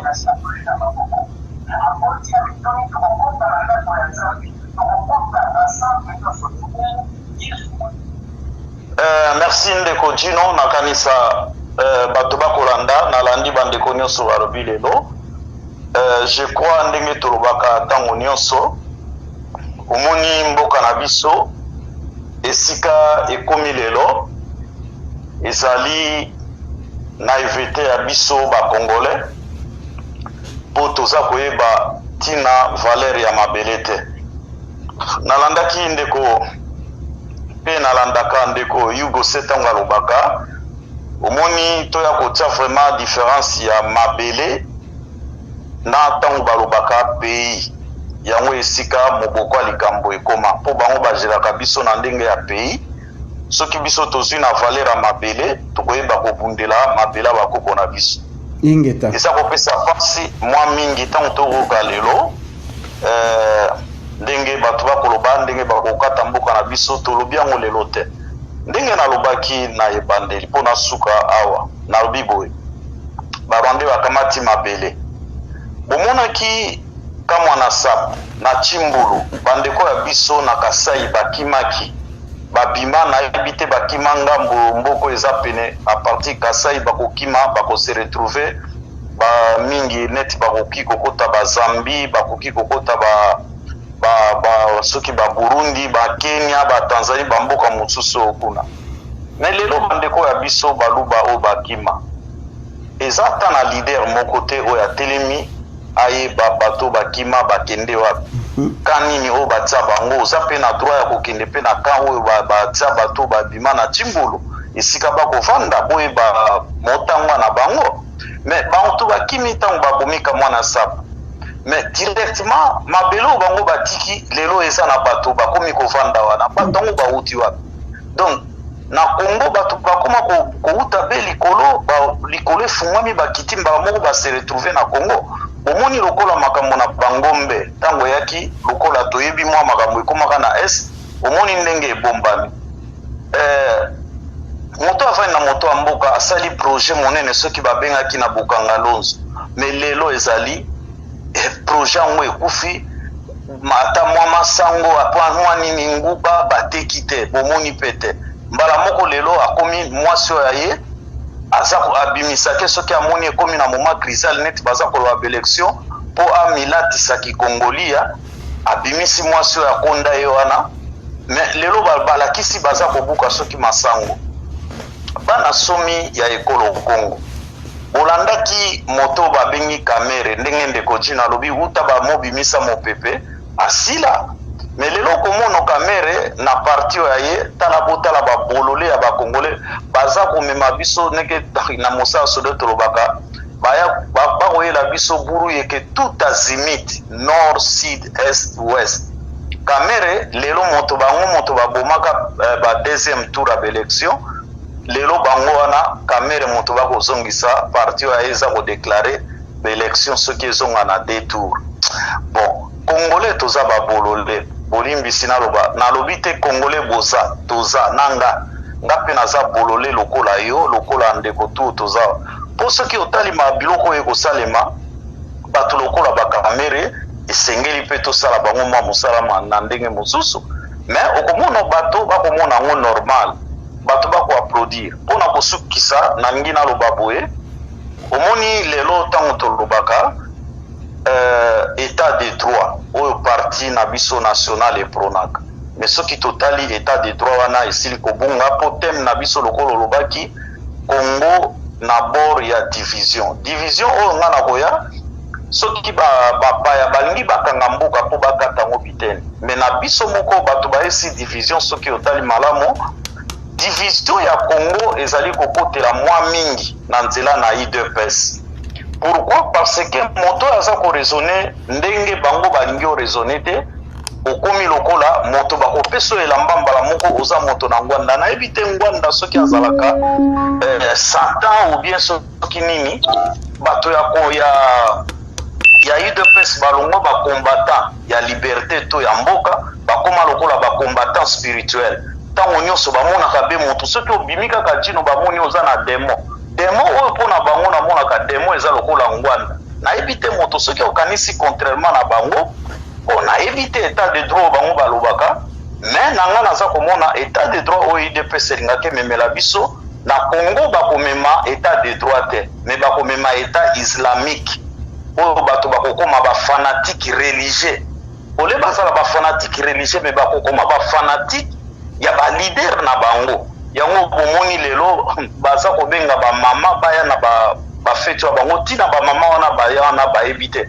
mais mama lingala aza koloba eza ya bato ya biso bakasai mais or lelo bato na ndenge na babi na Chimbulu bato bakimi estce balider oyo ya biso bazalaki wana baza kolia baza komela bakose rendre compte na Chimbulu or ngai lokola nazawa ndeko Jino bayo bakolanda ngai nalingaka ta mokolo moko te soki nake na fete bakanga nga foto bongo liboso na mesa naza kolia mwa mikate naza kolia mwa mapa naza kolia mwa mukua na soso to lipapu na soso nalingaka bafoto wana te ata na ndako ya ngai mpo nayebi ezali naliaka me nakoki kokangaka bafoto te na brandire yango na Facebook aussi longtemps nayebi bandeko yanga to banani wanga le mosusu na pokwa lelo mwana mosusu siko tokomi presque ba 2h du matin wa biso na Europe le mosusu mwana moko pongi ekoya te po libumu eza vide me nga nakamata nga lider kokangaka be bafoto natondisi basanga na mesa nasimbika fumba nalipa na maboko naza kolia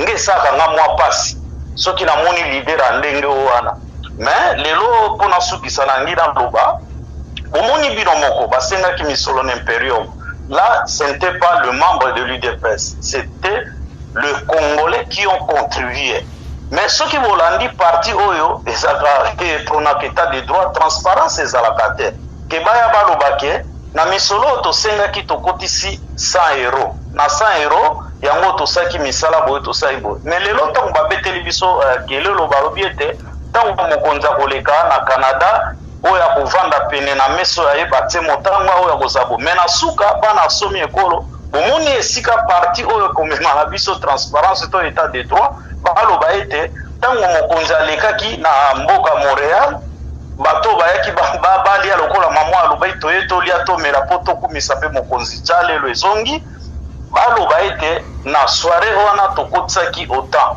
me bakoloba ngo te ekomi lokola baeklesia kaka sango soki to paster asengi misolo ntango misolo ekotaka bayebisaka lisusu motango na mbongo ekoti te me or soki tolandi na mboka oyo ovandi George Clooney ntango babengaki misolo mpo na Obama baorganizaka soirée moko balobi ke soirée wana ava moto aya na kanisa batiaka mbongo ebele me nga na tite lokola balobaka $10,000 par invitation ntango bato baye bakoti ntongo etani okomona komite oyo ezalaki na George Clooney mpo basoutenir Obama bakoya balobi na soirée wana tokoti 2 millions na badon oyo bato bapesaki ekoti 2 millions totransfere yango na direction ya campagne ya Obama. Ça c'est la transparence.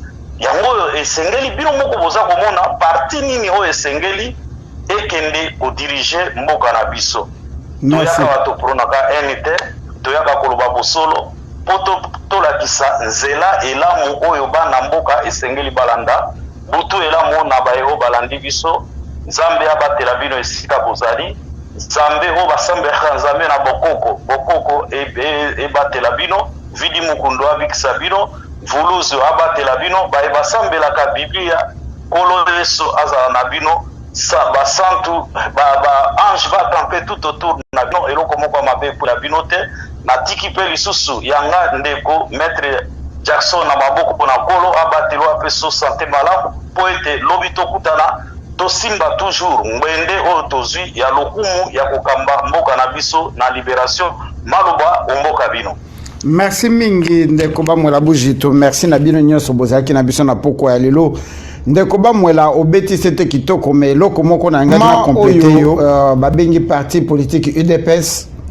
Peuple congolais a commisaki yango patrimoine national et epanzanaki na après le 19 décembre 2016 tant papa Tshisekedi alobaki bosala oyo bolingi kosala bo mise na responsabilité mais biso tokei dialogue résultat ya dialogue emela ye moko résultat ya dialogue kasa ye panzani résultat ya dialogue Hippolyte Kanamba tikal na pouvoir résultat ya dialogue bango nyonso ba mitie sima Hippolyte Kanambe bazali ba illégaux bango nyonso ba slogan ya UDPS ezalaka biso tozo sala ya biso bino bo sala ya bino. Je pense que to focus na o ya biso to tika bango ba continuer ko accompagner occupation. UDPS ezali conduit par Félix Tshisekedi, Moïse Katumbi, Vital Kamerhe sont des éléments. Il y a occupation. Bazali ko former opposition d'accompagnement. Tokoloba tokolemba bakoko maka ata mokolo moko ba patriote lokola yo nangate. Bako sala ka jamais volonté à peuple congolais parce que bazo sala volonté à ba patron na bango. Ceux qui bayaki en États-Unis, c'est parce que baye kozwa ba ordre. Ceux qui bazaki na posa ya ba ordre ya peuple, balinga ki ba kende ko sensibiliser tous les Kasaïens, batele maba bimali banda soulèvement populaire et banda. Bako sala ka yangote, alors to tika ko perdre temps pour na bango, pour bako sala ka volonté na bisote, ils sont les accompagnateurs, ils ne vont pas changer. Félix Tshisekedi ou Félix Tshilombo na yeba kape kombongo malamute na Sainte-Thérèse alobaki biso ba africain ceux qui ebembezali na mabele to kataka ba activité nyonso même mo ennemi na biso to tika kaye to kosolola makamu nyonso na sima.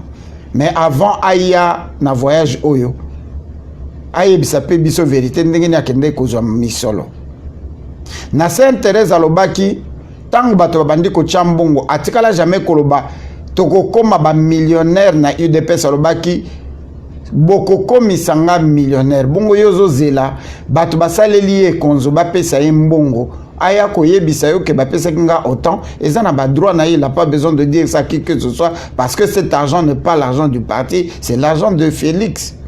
Et même ce que zali a parti zali na ba limite po tozali pe na bato bazo grincer ba mino na kati ya IDPS ba bebisa misala banda IDPS ya papa ba bebisa misala ba bebisa ba entreprise ba vieux nyonso to ebaka bazalaka na mbongo lokola ba fonci ba kweya ba kufa ba pauvre po na IDPS ba gagner pe le côté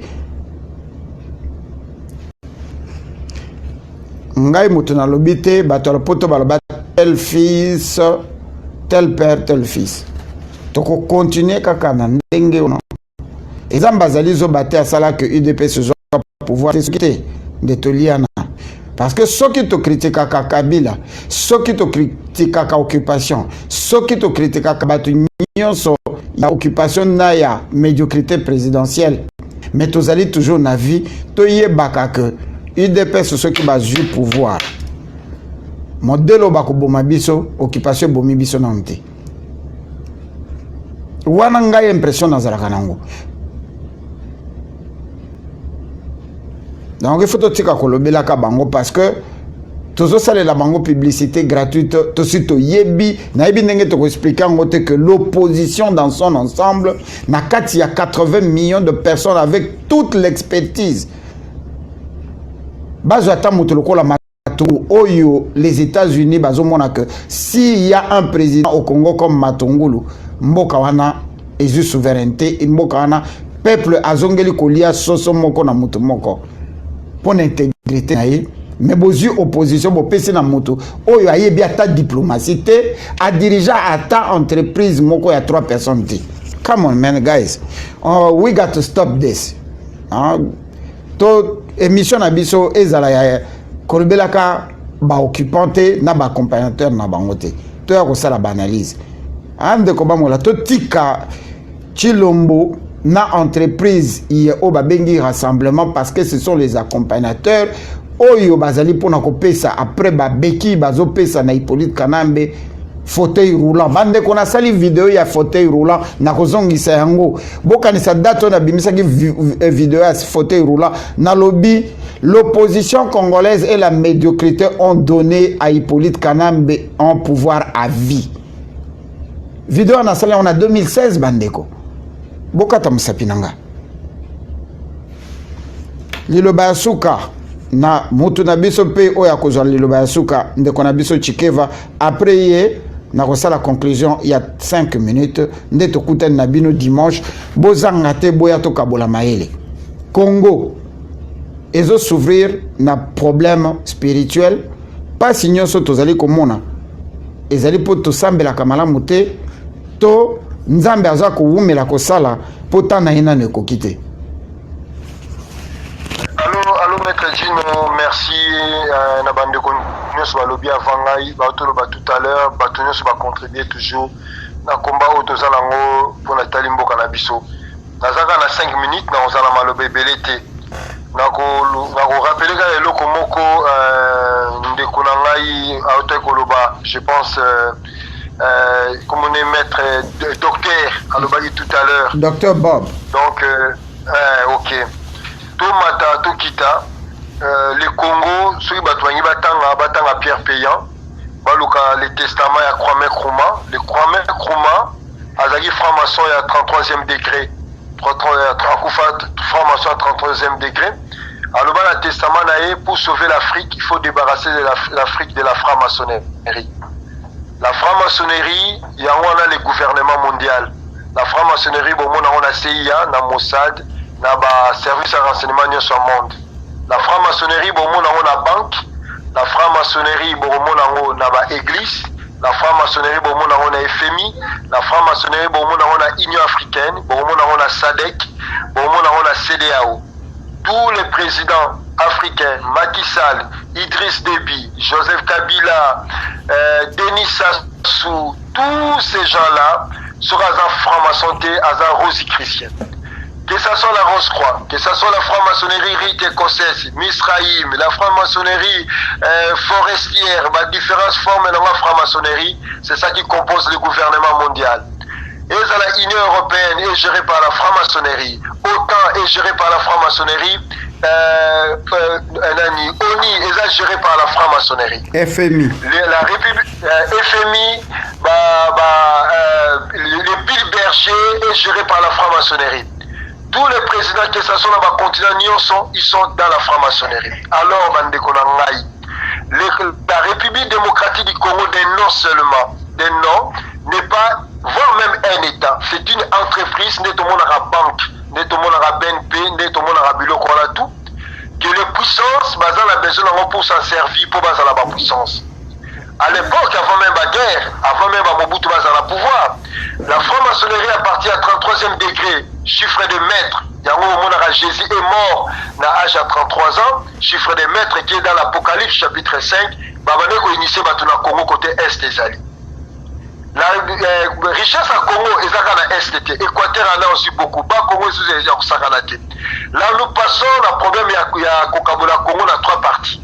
Donc Kabila was à la présidence de la République, il y a Kivu, Katumbi a se retrouvé dans Katanga, Basali République, et puis le reste est là-bas Congo, ainsi de suite. Parce que Bakoyi on a 5 parties. Parce que comme dans le moment Moko, l'Amérique a besoin de Congo pour survivre, Chine a besoin de Congo, la Russie a besoin de Congo, Batouana Nyon se former la famille Moko. Et ça va la tata Moko, maman Moko, Bazo Soana, et chacun a besoin à vivre. Moutou Moko Te. à compenser l'intérêt à la mort à Congolais. Que ce soit la Chine, que ce soit la Russie, que ce soit les États-Unis, aucun pays à Mundele. Il n'y a pas un noir qui est indispensable pas à Mundele. Je regrette comment la bande de Konanga, dans la franc-maçonnerie, ils ne seront jamais maçons au sens de maçon à Mindele ou à Yuda. Alors, il est grand temps. Pour la tous à la bien, il faut détruire la République démocratique du Congo actuelle. Tout ça, la Congo, il y a Bissomoko avec K. Avec le principe au Bissomoko, peuple congolais, tu peux définir le définir ça Congo. Les élections, et qu'on profite de la Bissomoko et le Komoko, jamais. Parce que comme on a que les Congolais vont focaliser l'énergie dans la Kabila, sachant que Kabila c'est un élément du système. Alors maintenant, pour apaiser la température parti na biso il faut remplacer Kabila na mutu mususu ko aza toujours na kati ya intérêt na bango basala système na bango tous les partis politiques ya Congo ezali esalama te pour son pouvoir monsieur ezaka pour accompagner ba pouvoir absolument ya la IDPS donc tout ça eza ba parti mo esalama bongo ko bana toujours ko distraire bino ba osala bino ba marche ba bana na bango baza na poto ya biso ba ndeko bana ko kufa au profit na bango pour baso ba mbongo ba vivre alors tout tika na biso sentiment ba parti politique na Congo et comment ba secte ba gourou eza sur la partie au sens national oyo ezali pour le bosser pour l'intérêt à Congo alors tout tika na biso ko sala sentiment ba ndeko na ngai to réfléchir to linga to tanga pour to yeba que représente le Congo d'ailleurs makambo ba palestinien bazo vivre lelo biso ne devrait ko vivre yango na ba yuda tant ce qui Théodore Herzl na Genève alinga ki ko gagner pour créer Congo état d'Israël ko na Congo na biso na Uganda na République démocratique du Congo ouais alors lelo ko le simbité ya yango moni ba tcha ba ndeko na bango ba juif ya seconde catégorie otobengi batuchi Kagame a lié juif noir. Les Tutsis sont comme ça. Bah, créer conspiration dans les juifs. Il n'y a pas un peuple juif au sens il y a un peuple Congo, il y a Moulouba, il y a Moukongo. Ils sont des juifs par rapport à la religion, on va bien le judaïsme. Donc, bah, ça, bon, les gens, le Kimbangi, il y a Angola, il y a Kinshasa, il y a Brazzaville. Donc, bah, on peut pas savoir, il y a autre monde, bah, juif, il y a Turquie, bah, juif, il y a Europe, bah, juif, il y a Maghreb, mais bah, juif, il y a Congo, parce qu'il y a des noirs qui sont reconvertis en judaïsme. Alors totika babiloko wana tozonga biso moko tozonga na balangue na biso tozonga na baculture na biso tozonga modèle na biso mboka moko te ekoki kotelema na modèle ya bapaya mboka moko te ekoki kotelema na classe ya bapaya mboka moko te ekoki kotelema voire même na langue ya mopaya eloko moko te nous on a tout perdu yango toza sur l'intellectualisme te pour te lancer Congo beaucoup futur. Merci. Réveillons-nous, et du chaos jaillira l'ordre. Ce chaos est possible, ce qui te détruit la République démocratique du Congo. Totika, il y a espoir dans ma parti politique, dans ma leader politique, ils travaillent pour l'intérêt de la franc-maçonnerie. Ils sont tous là-dedans. Prochaine fois, on a repris ça, Congo, na bango nyonso, na ba loge jusqu'à ba fréquentaka. Tous sont à Bissomoko. Merci qui soit la maître Gino. Ingeta. Merci Ming. Merci chers compatriotes, mesdames, messieurs, c'est un réel bonheur ya ko partager na bino. Ceci nanga ndenge na lobby ezali tokende na masolo na biso éveil patriotique. Mutu nyonso azali na sujet on entretien te. Ndeko moko abengi biso na suka penza awa ndeko na lingaka penza kopesa maloba na suka boete parce que tolobi déjà presque tout ezali pena manque à respecter mais tokopesa yo quand même moi 2 minutes.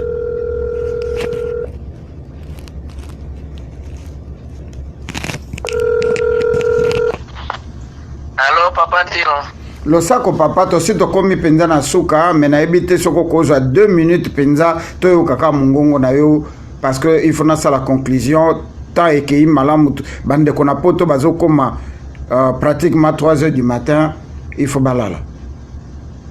Ok ndeko likambo nalinga kutu na féliciter au courage na yo makasi na yo disponibilité na yo sala pona mboka nzambe penza pambola yo pona kofongola bato matoi. Mais contribution nanga eza boye na landi papa oyo auti ko basuka awa alobeli pona ba nani Félix Tshisekedi ba Moïse Katumbi selo ba niveau d'étude na bango selonga na olobake il faut communauté congolaise nyoso ba sage ba fanda na se c'est-à-dire ba fanda na se ba sala ba étude to babenga na oloba na age na ngana okoloba kena za sage te parce que il faut toluka bato mikolo penza o bato penza mikolo babenga na bato oya mayele babenga ba politicien na biso o to moni pe bango baza na souci ya mboka neti biso to fandisa bango na se bayebisa bango ki neti yo Felix tala ndenge otondisa stade tala boye na boye tala faiblesse na yo yango tolakisa bango nzela olie ya kokritike bango koyebisa bango selo ba niveau d'étude wana eza malamu te nga naza na nga mswahili naza mutu ya est me nasepeli na maloba wana te c'est-à-dire c'est bon ke bato baoyo benga bango basage penza ya communauté congolaise eza na Congo na oya diaspora basangani tofandisi bango place moko totei bango tolakisi bango nzela stratégie nini ya kosala nde yango ekosalisa bango na faiblesse oyo baozala baza nango oyo toomona parce que joueur oyo aza na kati ya stade amonaka bafaute na ye te mais mutu oyo aotala ye nde ayebaka ke ilafale abeta boye ilafale ayamba boye nani makambo ya ndenge wana. Merci papa, merci. 2 minutes ese koki ozali ko se répéter. Merci mingi mbala simayaka avant pour kandi o kabola makanisi na yo eloko na lingina loba momu ke pona compléter ezali boye papa on dirait au comprendre penza masolo to beti awate. Il y a un système qui existe et na kati ya système wana ezali na bato oyo bakota kana kati ya système wana volonté et fonctionne kalokola oke jazz entrée oke sortie KO bato oyo totangi bakombo awa oyo zali ko répéter bokoki ko sangana Congo mobimba bovandisi bango bakoyoka bino te parce que basi ba signé pacte na Satan bazali ba inconscienté Félix azali inconscienté Katumbi azali inconscienté Vital Kamerhe azali inconscienté basi bateka makila molimo na bango pona misolo po musala na bango oyo bangajela bango musala na bango bafutelaka bango musala bazali kolesa ba famille kosomba mituka kotambola na yango ezali oyo bazali kosala trahison ya Congo oko changer bango te. Merci mingi ezala ki maître Gino Will n'éveil patriotique oyo to beti lelo ezali kaka moko ya masolo ebele pona kosukisa chers compatriotes mesdames messieurs complot moko ezali ko salama pona kokata Congo et ce complot doit passer par SADC oyo bakosala pression na Hippolyte Kanambe ba projet ezali ebele boya mercredi to continuer yango parce que na moment tozolo ba masolo ngo ezo continuer ko betama e bandaki awa yango ba pesi mwana na bango oya France responsabilité pour ye azali moto asala ba économie boyebi yango Trump azali moto azali businessman bazali kotala place bakozwa misolo bango mibale oyo komema bango na deuxième mandat na bango bazali na posa ya misolo alors que Congo ezali lokola nguma ya kindoki oyo ebimisaka misolo oyo ebotaka misolo mingi ya koloba ezali tango ya koloba nde mutezangi yango tokutani na bino mercredi prochain bobosana te dimanche tozali na émission na biso le Congo a-t-il réellement un problème spirituel ndenge tobetaka yango 7e épisode kimia ekozala na mabota na bino tolobi ingeta.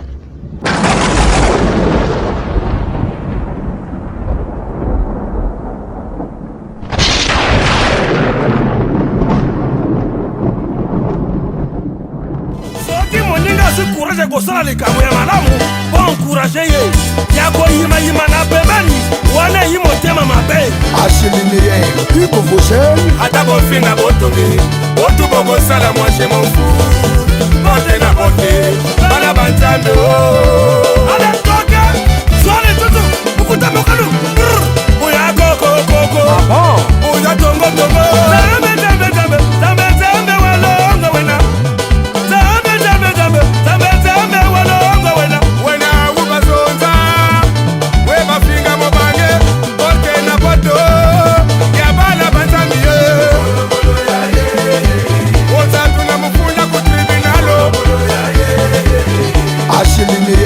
ikuvushe ata bofinga botongi botu bokosala mwashe mofu